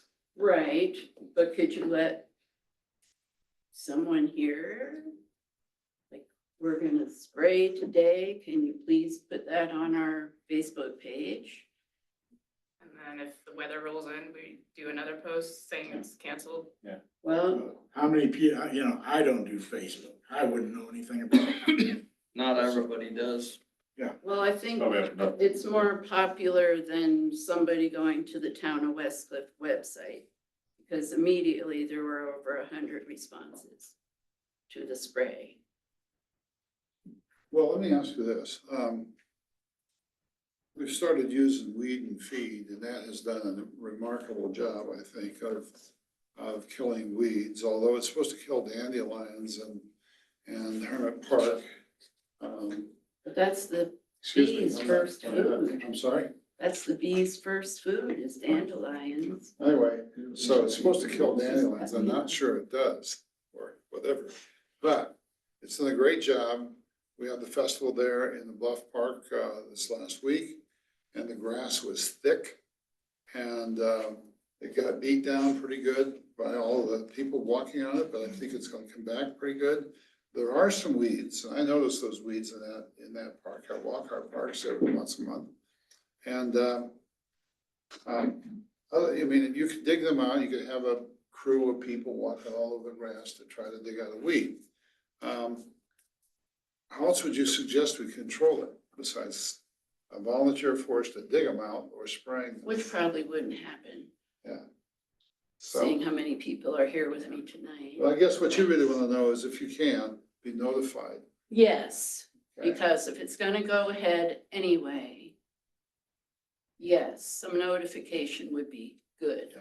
We're cognizant of the fact of the potential toxic nature of the spray. I've never heard of weed and feed having a toxic warning on that. But what is mixed with it, Nino? You said some- Well, you have to change the product up because weeds get resilient to certain type of weed killers. So you have to change that product every year and mix it accordingly and apply it accordingly to the directions on the packaging. So we use Ace Weed and Feed in the spring normally, along with some Turf King. Turf King has their own product. We change that up with our fertilizer specialist, different products based on how our lawns look at that time, how many weeds he gets per square yard, things of that nature. So it just depends on the grass, the weeds that are taking over, things of that nature, on how much we have to apply, when to apply it, and what type. So to answer your question on how are we gonna know when, we really don't, because weather plays a factor. We try to do it in the spring between, we get that first warm spell, apply it while there's no snow and stuff on the ground. When the snow and stuff hits the ground, it soaks in and takes care of those nasty weeds. But Have you there's- seen kids' face that get the weeds in it when they're falling on the grass? It hurts, it stings, it gets those little bitty needles in it, so we're trying to take care of them. But what about the weed killers killing all the pollinators that are so important to We are like, using the entire world? We're using weed killers that's not supposed to be harmful to any bees or any other bugs. That's a pesticide. We're not using pesticides, we're using weed killer. Sounds the same to me, sorry. It is not, Herbicides kill plants, pesticides kill pests. yes. Okay, Neil, you say we have a turf specialist, what would that be? We have, I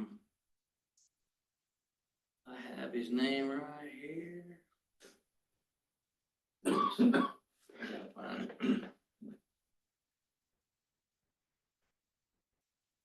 Would we get like an annual inspection or something? Oh, no, I talk with him in the fall to review how things are looking before winter hits, and then I talk to him in the spring. And, he's out of the northeast Colorado from the, college up there. They do all the agricultural weed and feed. They do agricultural seeding. They do agricultural fertilizer for corn, all kinds of stuff. And our representative is awesome to come down. You want his name? No, I'm just curious as to what kind of qualifications. It's Tom from Van Diest. And what? Van Diest. So, so the best thing we can try to do is inform you if we're gonna try to spray this week, look at the weather forecast and so forth. that would be great. And then identify it, once it's done. So, We put out flags. The problem with that is the wind picks up at night, blows the flags out. Kids are out playing with it, they pull the flags out. People don't stop and read them, so they don't know it's out there. We only put this in the entrance ways. We don't put it every 10 feet in the I yard. did notice that. after that whole incident at the Bluff. It's like one there and one there. Normally at the entrance, so you have something to read and know that it's there. I think it should be all along, but that's just me. Because you're right, people don't read. Yes. Karen Yaga, how about closing the park the day of spraying? That would solve, That's not a bad idea. That'd be up to Neil, you know. just for the day of spraying. So what are you gonna do? Tell the general public, the tourists, that they can't use the park? Yeah, I That's don't have not the a good means to. What Put a about sign, like a barricade?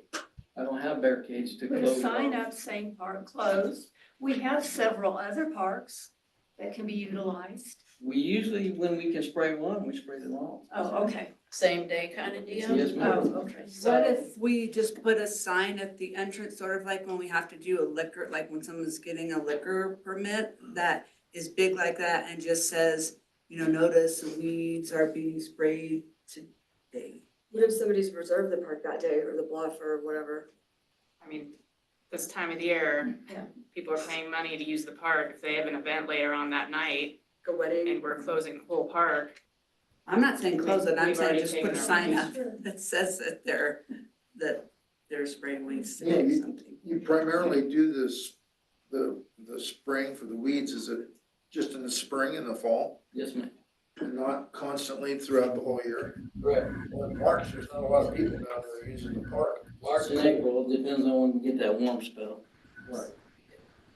Leo, so you did do it in March, April this year, right? Yes, And ma'am. you said there was another one coming up in maybe like a month. I should be doing it now. I'm behind schedule, but the weather's Is that holding the us. fall or now there's another one gonna be? This is fall. This is fall. Okay. Thank you for your input. We'll try to notify you and, all right, next item, it's, discussion of, and approval of Westcliff Parks Advisory Committee July report. Mark Dombrowski. Right. Most of this report is concentrated on trees, and I don't know if everybody read it, it was in your packet. So I've got about 8 or 10 major observations, but the main one is, main two is, we really don't have that much shade in the parks. Most of the shade in town is on private property. And Memorial Park is a great case in point, because when the kiddies are playing there, you can see how the parents and guardians are scrambling for what little shade that is available.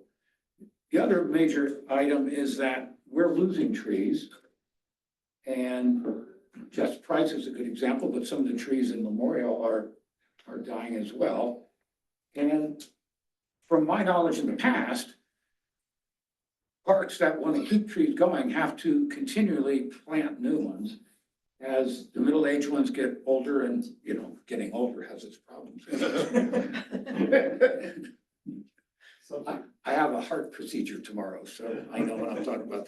Anyway, so I have quite a few of the reasonings there, but the basic ones is if we're gonna, we're proposing we add shade and we start a multiple year plan to plant trees so that as we not only continue to increase the number of trees, but we keep a good, healthy distribution of ages. And secondly, Neil has pointed out that just taking care of the trees now is a real strain on the budget. So again, I'm synopsizing this whole report. We're proposing that there be an augment to his budget, and that the money for new trees and augmenting his budget come from budget item CRF 9012, which has park upgrades, Herman Park, the toilets, which I'm suggesting that we don't do that this year. And that we have the money in there that could be used for these purposes. And that we can talk about this because that's what I have on the agenda. Well, we do have a budget workshop coming up. And I would like to, refer these two items into the budget workshop, so we know where we are. By that time, we'll have more data about our tax revenues and so forth. So, and the other thing is, when we talk about trees, any discussion on trees must include Main Street. We're gonna plant trees because Main Street used to have trees. I mean, you go by, walk from fourth block of town, east or west, you'll see these areas that were blocked off, that had a tree in them at one time. Most of those are empty. And the garden club has put pots in some of them, but they can't do them all. Those should have trees. And it'll make our Main Street much more attractive. When my business was on Main Street, I put up lights in those trees personally. And anyway, there was aspen up and down Main Street on both sides, not anymore. So all I'm saying is we have to find an appropriate tree, number one. And then number two, we have to find a way that Neil and his crew can water them appropriately. The parks are different because they're irrigated. So any discussion about trees, I think has to include Main Street. We've talked about that and talked about that and talked about that through three town managers. And it's never been done. Well, the Parks Committee at this point hasn't had a chance to try and figure out why those trees died. What trees? The ones on Main Street? The ones on Main Street. The aspen have a pretty short lifespan, so, Art? You see people throwing salt on the sidewalk to melt the ice, it all goes to those trees. They ain't gonna grow. They have no water source. There used to be one business on Main Street that would brag about how she was salting the tree so it would die, so she didn't have to deal with it. Oh, yeah. Yeah, The salt kills them. I know. I mean, it's pretty simple. But I think it's a really great idea that we do need to have but maybe a budget line item, or whether it's in parks, that there's an amount of money set aside every year to address the dying trees that are in place now. And that's part of in the report that we have a budget. I mean, I wasn't gonna read the whole 5-page Sure. report here. But we don't, so I'd like to put this into the workshop that's coming up. I don't know when it's gonna be. But we need to schedule it. We need to schedule it. It's gonna be the next, won't be in July, clearly. It's gonna be in August, I think. And we gotta get ready for next year's budget as well. So yes. Yeah, we got a lot of dead trees on Main Street and we need to get them removed before they come down and maybe smack a person or bash into a car or something. So, is the town okay with hiring someone to come and remove those trees? Because this is something that if you had to do it, it's gonna take you a week. I don't have the equipment to do it safely. And you don't have the equipment to do it. So we really need to get those trees down. Some have been dead for a couple of years. And once an aspen dies, it's only gonna be a couple of years and they'll be laying on the ground. Neil, do you have the budget for what you would have if you were to contract? I don't know, I'd have to look, and according to the policy, I gotta get 3 bids, so depending on the cost of the contract. Are you talking about Main Street? There are dead trees. Oh, there's dead trees all over Main Street. There's dead streets and there's about 5 trees that aren't gonna make it in Just Price Park. 3 of them are completely dead right now and 2 of them are on their way. There's several trees going down to where Kathy Snow's place is. A couple of those are dead. You've got trees that are on between 2nd and 3rd that there's about 3 of those trees that need to come out and 1 that's dead. And then you gotta get into the parks also. And we got trees over there that have died. The one I don't think we removed yet, the one that blew down. Did it blow down? Yeah, in Permit Park, right by the tennis courts, came down. Oh, no, I'm not talking about that. I'm talking about the other one. And God's tree, Memorial. the memorial tree, Yeah. Yeah. that dead one has been removed. Oh, it has been Some trees I can do if it does not involve power lines, pedestrians, you know, other things of that nature that I can control its fall and safely remove the tree. Some trees, we have volunteers that remove them for us and, no cost to the town, so. Dot tree in Memorial Park, for example, the volunteers that took that tree down knew the family, so it was a tribute to them to be able to take that tree down.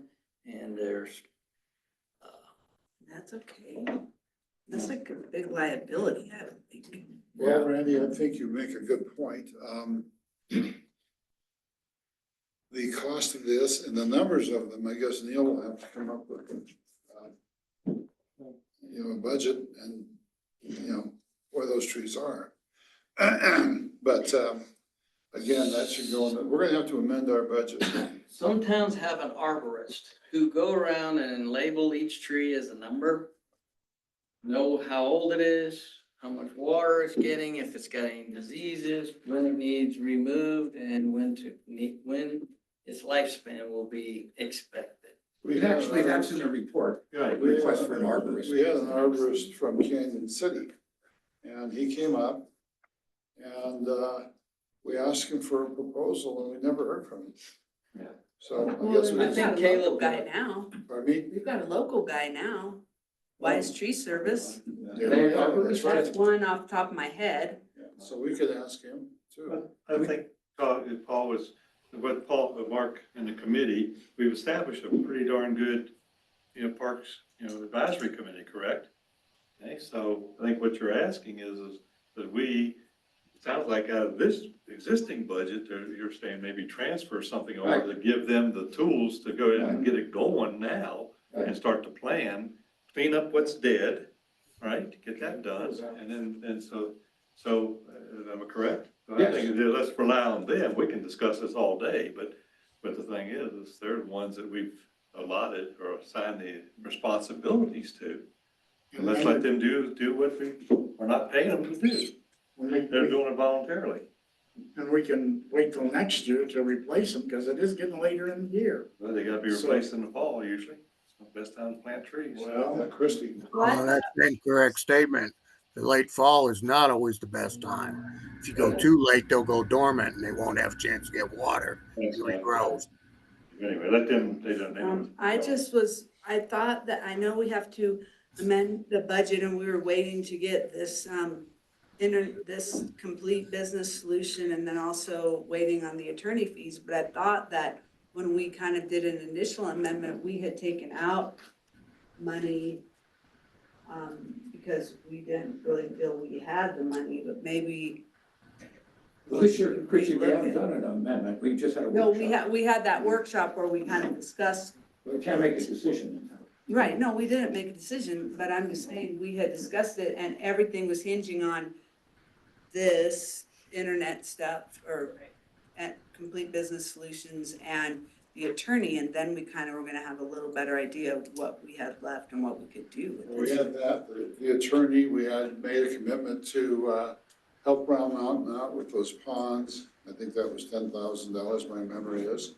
And, we had to pay, so we had a bunch of unexpected expenses that popped up that we agreed to pay. And, that's why we looked at the budget when we did, and we put some stuff off, like the bathroom over there. So I think we ought to put it back into the budget workshop and have it as soon as we can in August.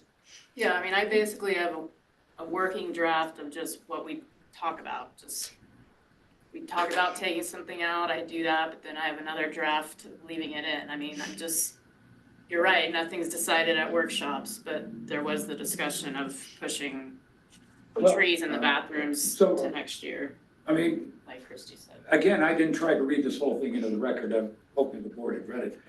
But there are a couple of things in here that are more principles than they are finance. And the one is the commitment in general to plant trees every year, so we have a healthy population. And then the second one was we described 2 zones where we proposed that new trees be put in. And they would separate the existing playground from any future one. And they would provide shade for the moms and dads and guardians of the kids that are playing there now. So if nothing else, could we just approve those 2 principles here and talk about the budget on the next item? Would I guess make a motion? Okay, I'd like to make a motion that of the various topics in the July 2025 Parks Committee report, that the board approve the 2 tree plant zones that are on page 3, and that the board commit to a program of replacing trees on an annual basis as the budget will allow in the future. That's the motion. Can I have a second? I'll second that. Discussion? I have a clarification. For that first part of that motion about the 2 zones, are you wanting that to go into play in 2025? Or are you just talking like for the future? I think 2025, but whether we have money to plant trees in them is another matter. So what's in 2025 then if we don't have money to plant trees? Well, at least we know in the future where they're gonna be, because another item was in here, is we've been approached by people who wanna plant memorial trees, and they wanna know where to put them. So, Well, we have nothing on our rules and regs about memorial trees. Right. You know, and we're gonna, we're opening up a can of worms on that. Because of. Spray for them, Neil's gonna spray for them. well, look, I mean, these 2 areas that we put in here are compatible with the larger plan that the board approved last year. And they're a humble start to a program of adding Yeah, trees. so we don't say anything in this motion about memorial trees or anything. I agree with you, Randy. You know, if the tree dies, we don't have to replace it, whatever, and so on and so on. So I'm just saying that that's a separate issue. And if we want to do that, we have to take it up with the kind of. Also, Ing is looking at 3 different types of trees that should do good up here. The ones that you were talking about over the theater, she says you can't even get those things anymore. That type of tree. It's some special, something special. You can ask Ing next time you see her. We got it from someplace. Well, originally got it for those things, been there for a long time, I know Paul. that. I think those are the ash About trees. 15 years. Well, in the report, we point out that we haven't figured out what trees would be appropriate. We're trying to come up with the area. And the So the commitment. motion on the table is to say that we're gonna replace trees every year, Yes. generally speaking. And that we have a zone in the park as to where the trees are gonna go, to separate them from the playground and so forth. Right. Got it. So that's so for the discussion. Okay, all in favor, say aye. Aye. Opposed? Motion carries. Thank you. Thank you very much. Okay, do we have any additions to the agenda? I've got one more item. Item G, I'm sorry, I thought we already did this thing. discussion of offering possible alternative budget concepts to support preserving the park's budget. What I have thought about is, I thought we included that as part of the workshop. That's my problem. But go ahead. Well, No, you want to- yeah, I mean, it's on the agenda, so. So I thought that. But So we have 2 reserves. We have the Tabor Reserve and the General Reserve, right? And we have about 1.4 million in the General Reserve. I'd have to look, but I mean, this should really be more of a budget workshop. Well, what I want to propose is a conceptual thing. I think that when we have a sudden expense that's in the town's interest and in the citizens and the taxpayers, like supporting Barry Kane's enterprise, that instead of taking money for those unexpected but worthy causes, we take them out of the reserve. we have a town policy and our accountant has helped us with it, that we keep 25% of our budget in reserve, our annual expenses. So that in the case of recession, depression, or whatever, that we have the reserves there to continue on supporting our town. So that is a policy that we have, and we'll have to look the ordinance up. Christie, do you remember that? I don't remember that. I mean, like, I personally don't feel comfortable with just 25%, that's just me. Because one bad storm, one bad flood, one bad anything could just wipe it. And, you know, I got that, I understand. I don't know. I think that ordinance may have been done after I left. Could be. And I'll look back at the audit, because the auditors do, I don't remember the name, an audit message for lack There's of a a better management word. letter always in every audit. Yeah, and they talk about the best practices for reserves, and that's what Paul's talking about, and I can dig it out for you guys, the last one. But we can budget for anything we want, parks, and so forth. I mean, hell, look at the Bluff. I don't know that we ever budgeted for that, but we got it done. You know, Hermit Park, if we ever budgeted for that, we should have, obviously. But they got done. So my point is that, if the parks are a big, I remember when Mike Carter, the former town manager, went to a meeting and he says, we have 5 parks, and they were so envious of us. That we had 5 parks in a town of 470 people. So the parks, Just Price Park is great, the Bluff is great, Memorial Park, they're all used, and that is great. So we can budget for that if that's important to us as a town. I believe it is. Well, I guess in this item, I'm not addressing that so specifically. I'm trying to point out, are we saying the only use for this reserve is emergencies? Or when we have unexpected big ventures coming our way, like worker housing, are we gonna continue to take money out of the regular budgeted line items to support that? Why don't we use reserve in a controlled fashion to finance these larger undertakings? Because our auditor said best practice is to only use for emergencies, like Christie said, if like Fire. a zombie apocalypse, like, you know, something super bad happens. We have taken money out a couple of years ago. We took it out of the reserves. Or what?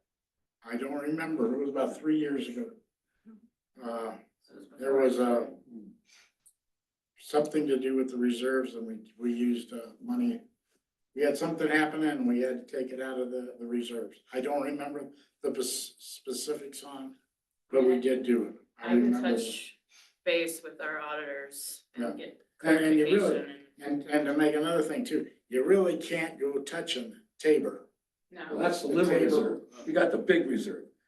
The No, Tabor's no, a but you small said reserve. Tabor earlier. Well, I said there's 2 reserves. There's the Yeah. little one. Right, That says by law, it's for emergency. Right, that's. Well, and I'll just say that those parks that you said you don't know how they got done, Hermit Park got done with grant money because that was gonna be a soccer field, remember? And then, That's right. the Bluff got done with the help of the community foundation, and it was definitely some partnerships going on to get that done. Which all of those things are great, and I love all the parks in our community.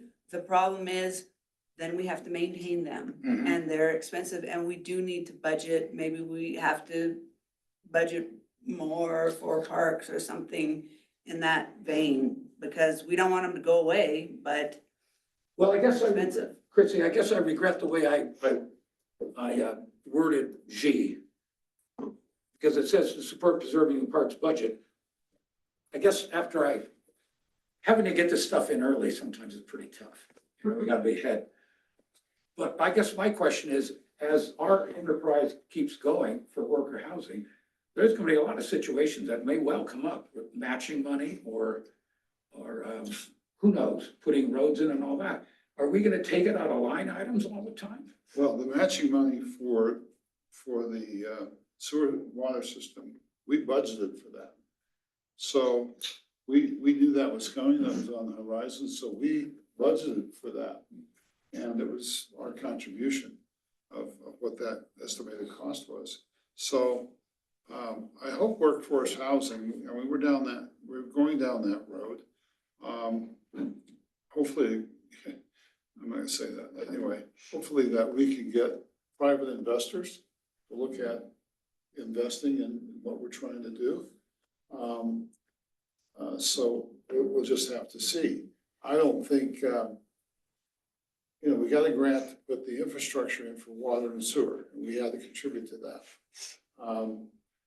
DOLA declined a grant that we applied for to do the management organization, housing management, they declined. So how's that gonna happen? I don't know.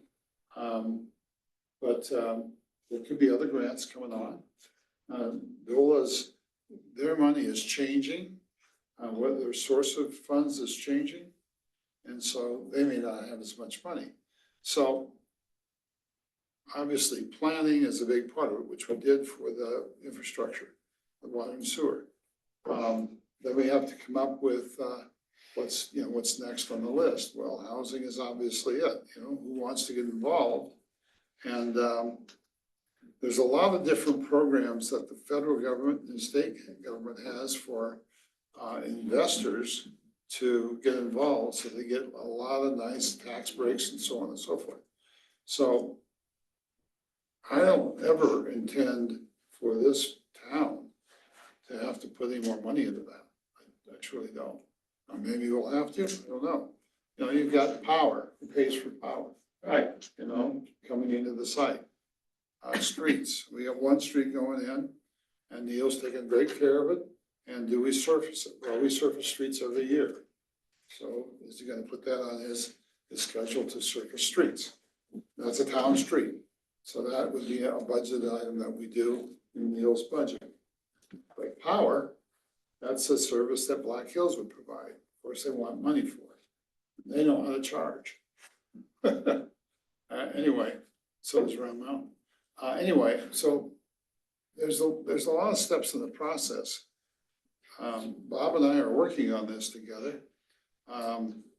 So the question then becomes, how do we finance what I'm hoping that, by the time we get there, for example, we're gonna have it surveyed as to know how much property we have. Are we gonna give it away? It's taxpayer dollars, it's owned by the community. Maybe we sell that property. We use that to bring power to the site. Does that make sense? So, everything can't be free. They can't look to us as a town of 470 people to say, okay, we expect you to do all these things, because we can't do it. We don't have the resources. So anyway, but back to the park, I don't, we have to look up and see what our policy is, our ordinance is on our reserves. We have to look to our auditor too, and because we used to have more in reserves, like 50%. Maybe that made Christie happy. More would make me happy. I believe that for a time, we had enough money in reserves to run the town exactly as it was at that moment for 2 years. Yeah. And the auditor got real mad about that. That was too much. That was, yeah, and so it's not like we're gonna run out of, there are still not gonna people be paying property taxes and sales taxes, but maybe not as much. And so we do have a reserve, and it's just wise management to do that. To say that something's gonna happen, we don't know what, but that's what it's for. Well, I'm not proposing we loot it willy-nilly. Well, but why don't we just plan for it in the budget, Mark? Just put it in the budget. Well, and so part of doing our budget is also the 5-year capital plan, and that's Right. where we'll want your input, Mark, because normally the town manager has done that Right. in the past. So, that's the other component of the budget. That's where we get our capital fund line items. So we'll get your input from the parks and Neil, again, Caleb had done that in the past and not really included. Yeah. me. So, Okay. so, you know, we'll be working together to create that 5-year capital plan, and that's where your tree plan, you know, will come into play and how we know we want to budget for it in 2026, 2027. Okay, everything can't be done at once, that's for sure. And what a So so you start, I mean, how big are these trees gonna be that we plant? At least as tall as this room. 8 feet, 10 feet? Yeah. So those are expensive trees. Yeah. And, so, A couple $100, and then you gotta get them planted. well, you gotta keep the deer from eating. Well, yeah, hopefully you put up fencing around it for a while. You gotta strap it down so the wind doesn't blow it over. So there's all sorts of stuff. Yeah, and then you're still looking at 10 years before they produce shade. Yeah, oh yeah. So, you know, there are other alternatives. Picnic tables out there in the park with great big umbrellas on them. Cause those won't blow Well, away. that's something you can do when you retire, Paul. Well, if you go by Silver Cliff, they even have a wind sail shade area at their Yeah. dog park. Oh, yeah. Yeah, they do, Forgot so. about All right, so, we'll bring that up at our budget meeting that's gonna be coming up here in a few weeks when. Are we get gonna, do scheduled. we need to schedule that? Do we need to kind of, Budget workshop? yeah. I want to wait till the attorney interview's done. Well, just one last comment. So I worked in England for about 10 years for the railroads. And I used to make a lot of presentations. And there was a sort of a political wag that existed in the 1700s, Dr. Ben Jonson. And I used to quote him at the end in these kind of meetings, because he said, if every objection to a project is entertained, nothing will happen. So that's all I got to say. I'll put that in my minutes. Okay. And I want the full name of this guy. Ben Johnson, Ben Johnson? the Dr. Johnson. Dr. Ben Johnson, very generic name. All right, any other additions to the agenda? I have one real quick on back to the parks and the budget Christie made a valid point about maintenance of the parks. I think need to consider the things that do need to be repaired and replaced, such as memorial, that should take precedence over trees, such as the backboard and what decision is made on them stone pillars. You know, there are a few different ongoing issues with the parks that need to be addressed before trees, as far as parks and streets is concerned. Yeah, the surface of the kiddie parks. Playground, right? That's what I meant. I'm wondering, is that softball field used anymore? Yes, sir. Yes, it is. A little bit. It's used every day. Is it, who plays there? I see him out there all the time. Isn't that up in Silver Cliff?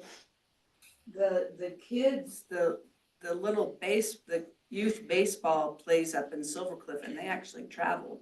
But there's always like a mishmash of people over there playing on any given day. I can attest to that. We hear kids over there every day. We just keep I going watch from them it. every day. I love living there. So Neil, you have a budget, and so you will obviously listen to Mike. Do you listen to him? Yes, sir. Yeah, we do have things that need fixed that we should have in the budget for this year. We have to look at it to find out what the cost is to replace. Well, we have some trucks that you need, that you've talked to me about. Yes, your DOT certified trucks can go away and you get ones that are a little smaller that don't need the DOT requirement. You'll save money there under a bunch of operations and programming. Yeah.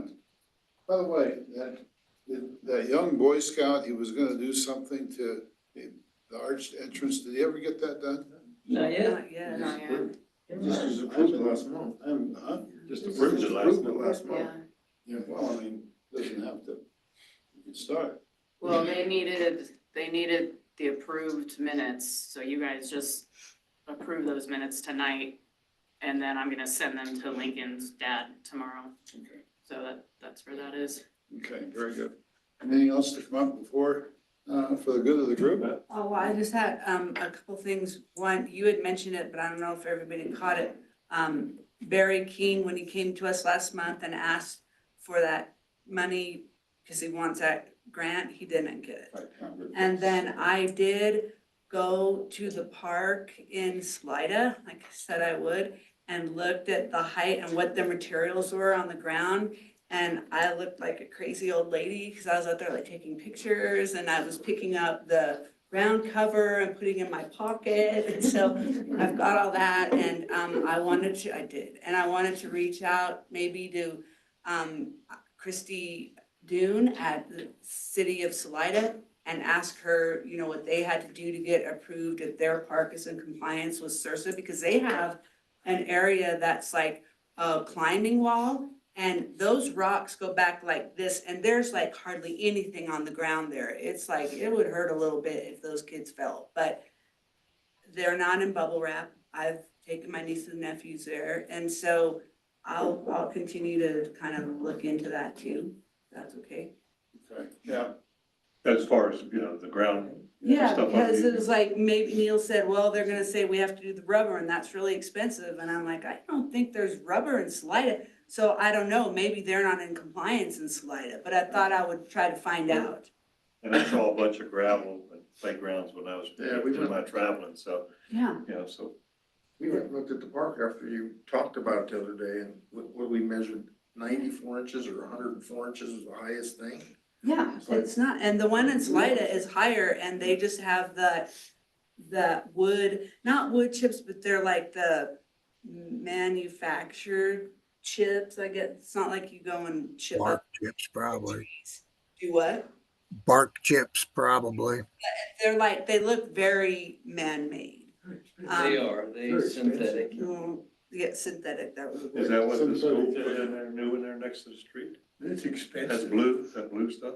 I don't know, I have to look, it might be rubber. The only thing I saw different in Salida than from our parks was that they really had like, it was blocked like clearly with this kind of plastic fencing, but that was like in the ground so that like all of that material couldn't be knocked out. And that was the only thing really different that I saw from what we have over there, but. So SoCo has reached out to us and they will replace the delaminated walking surfaces of the playground. They're being shipped as we speak. Who's that? SoCo, the people who put in the playground. Oh, GoCo? GoCo. That was a Great Outdoors, Colorado. Anything else to come? Thank you for doing that, Christie. Thanks for doing it. Anything else to come before the good? One thing, speaking about Barry's, grant, so, Melanie and I met with him and Dola, and really it was just, he didn't have like the buzzwords on the application. They still want to help us. And there is another grant cycle and there's gonna be a training that her and I are gonna take. Cause they wanted to help us, but there's these specific buzzwords and that's what happened. So it wasn't anything bad towards us or the county, so I just wanted to address that. Dola really does wanna help us and kind of told us the things that just need to be changed on the app. Okay. That's it. And, and we're making really good progress on the workforce housing group and, yeah. Yes, just today, Bob and Aaron and I met with them. We have been over, Bob and I went over to talk to Dave at the mountain, and he did put together some narrative for us to send to engineers. We identified 3 engineers. We'll do the proper posting and everything so others can apply. And they also outlined or had a little sketch of where the piping would go, the sewer pipe, water pipe, and so forth. And so we'll get that out very soon. Hopefully we'll get some RFPs or RFQs back from potential engineers. And once that happens, and they get a design, engineer design, we can let bids. And we got 3 people in town that can actually do that work, excavation work. And in my view, unless, when I said I want to get this done by fall, by frost, Snyder just laughed. He says, maybe next year, next spring. But I don't know why we can't get it done. It's 45 days to the first Nebraska football game, so it's getting close to being iced up, but we just gotta keep pushing at it, and it just takes a lot of time with, like being on the town board, you have to go through this process. If you were a businessman, you could say, I want this done, and he's the guy to do it, let's go. You can't do that, you gotta. So, anyway, we just discussed that today, so that should be done soon by Aaron. I'll be on her like, It'll be done tomorrow. Public consult. Anything else you want before the room? I'm sorry? Public comment. Number 10. Public comment. Oh, yes, public comment. I apologize for everybody. Anybody? Yes. I have a question. If there's a workshop on the lighting ordinance, can the public participate in the workshop? They can come, but they cannot comment We can't at comment. workshops, right? You can't provide any input. Not at workshops. If it's a special meeting, So regular we can meeting. provide input in writing. Yes. So like you could give it to one of the clerks in advance. I could give it to the trustees, but at workshops, there's no public comment, but you are Otherwise. more than welcome if you to just attend. go- You lose complete control and it goes on forever, so. Anyway, but yes, you're welcome to participate or attend anyway. Anything else to come up before the good, Jerry, anything? Okay. All right, I'll accept the motion to adjourn. I'll move to adjourn. Second. Which one? It was Chuck and Mark. Arts. All in favor? Good luck.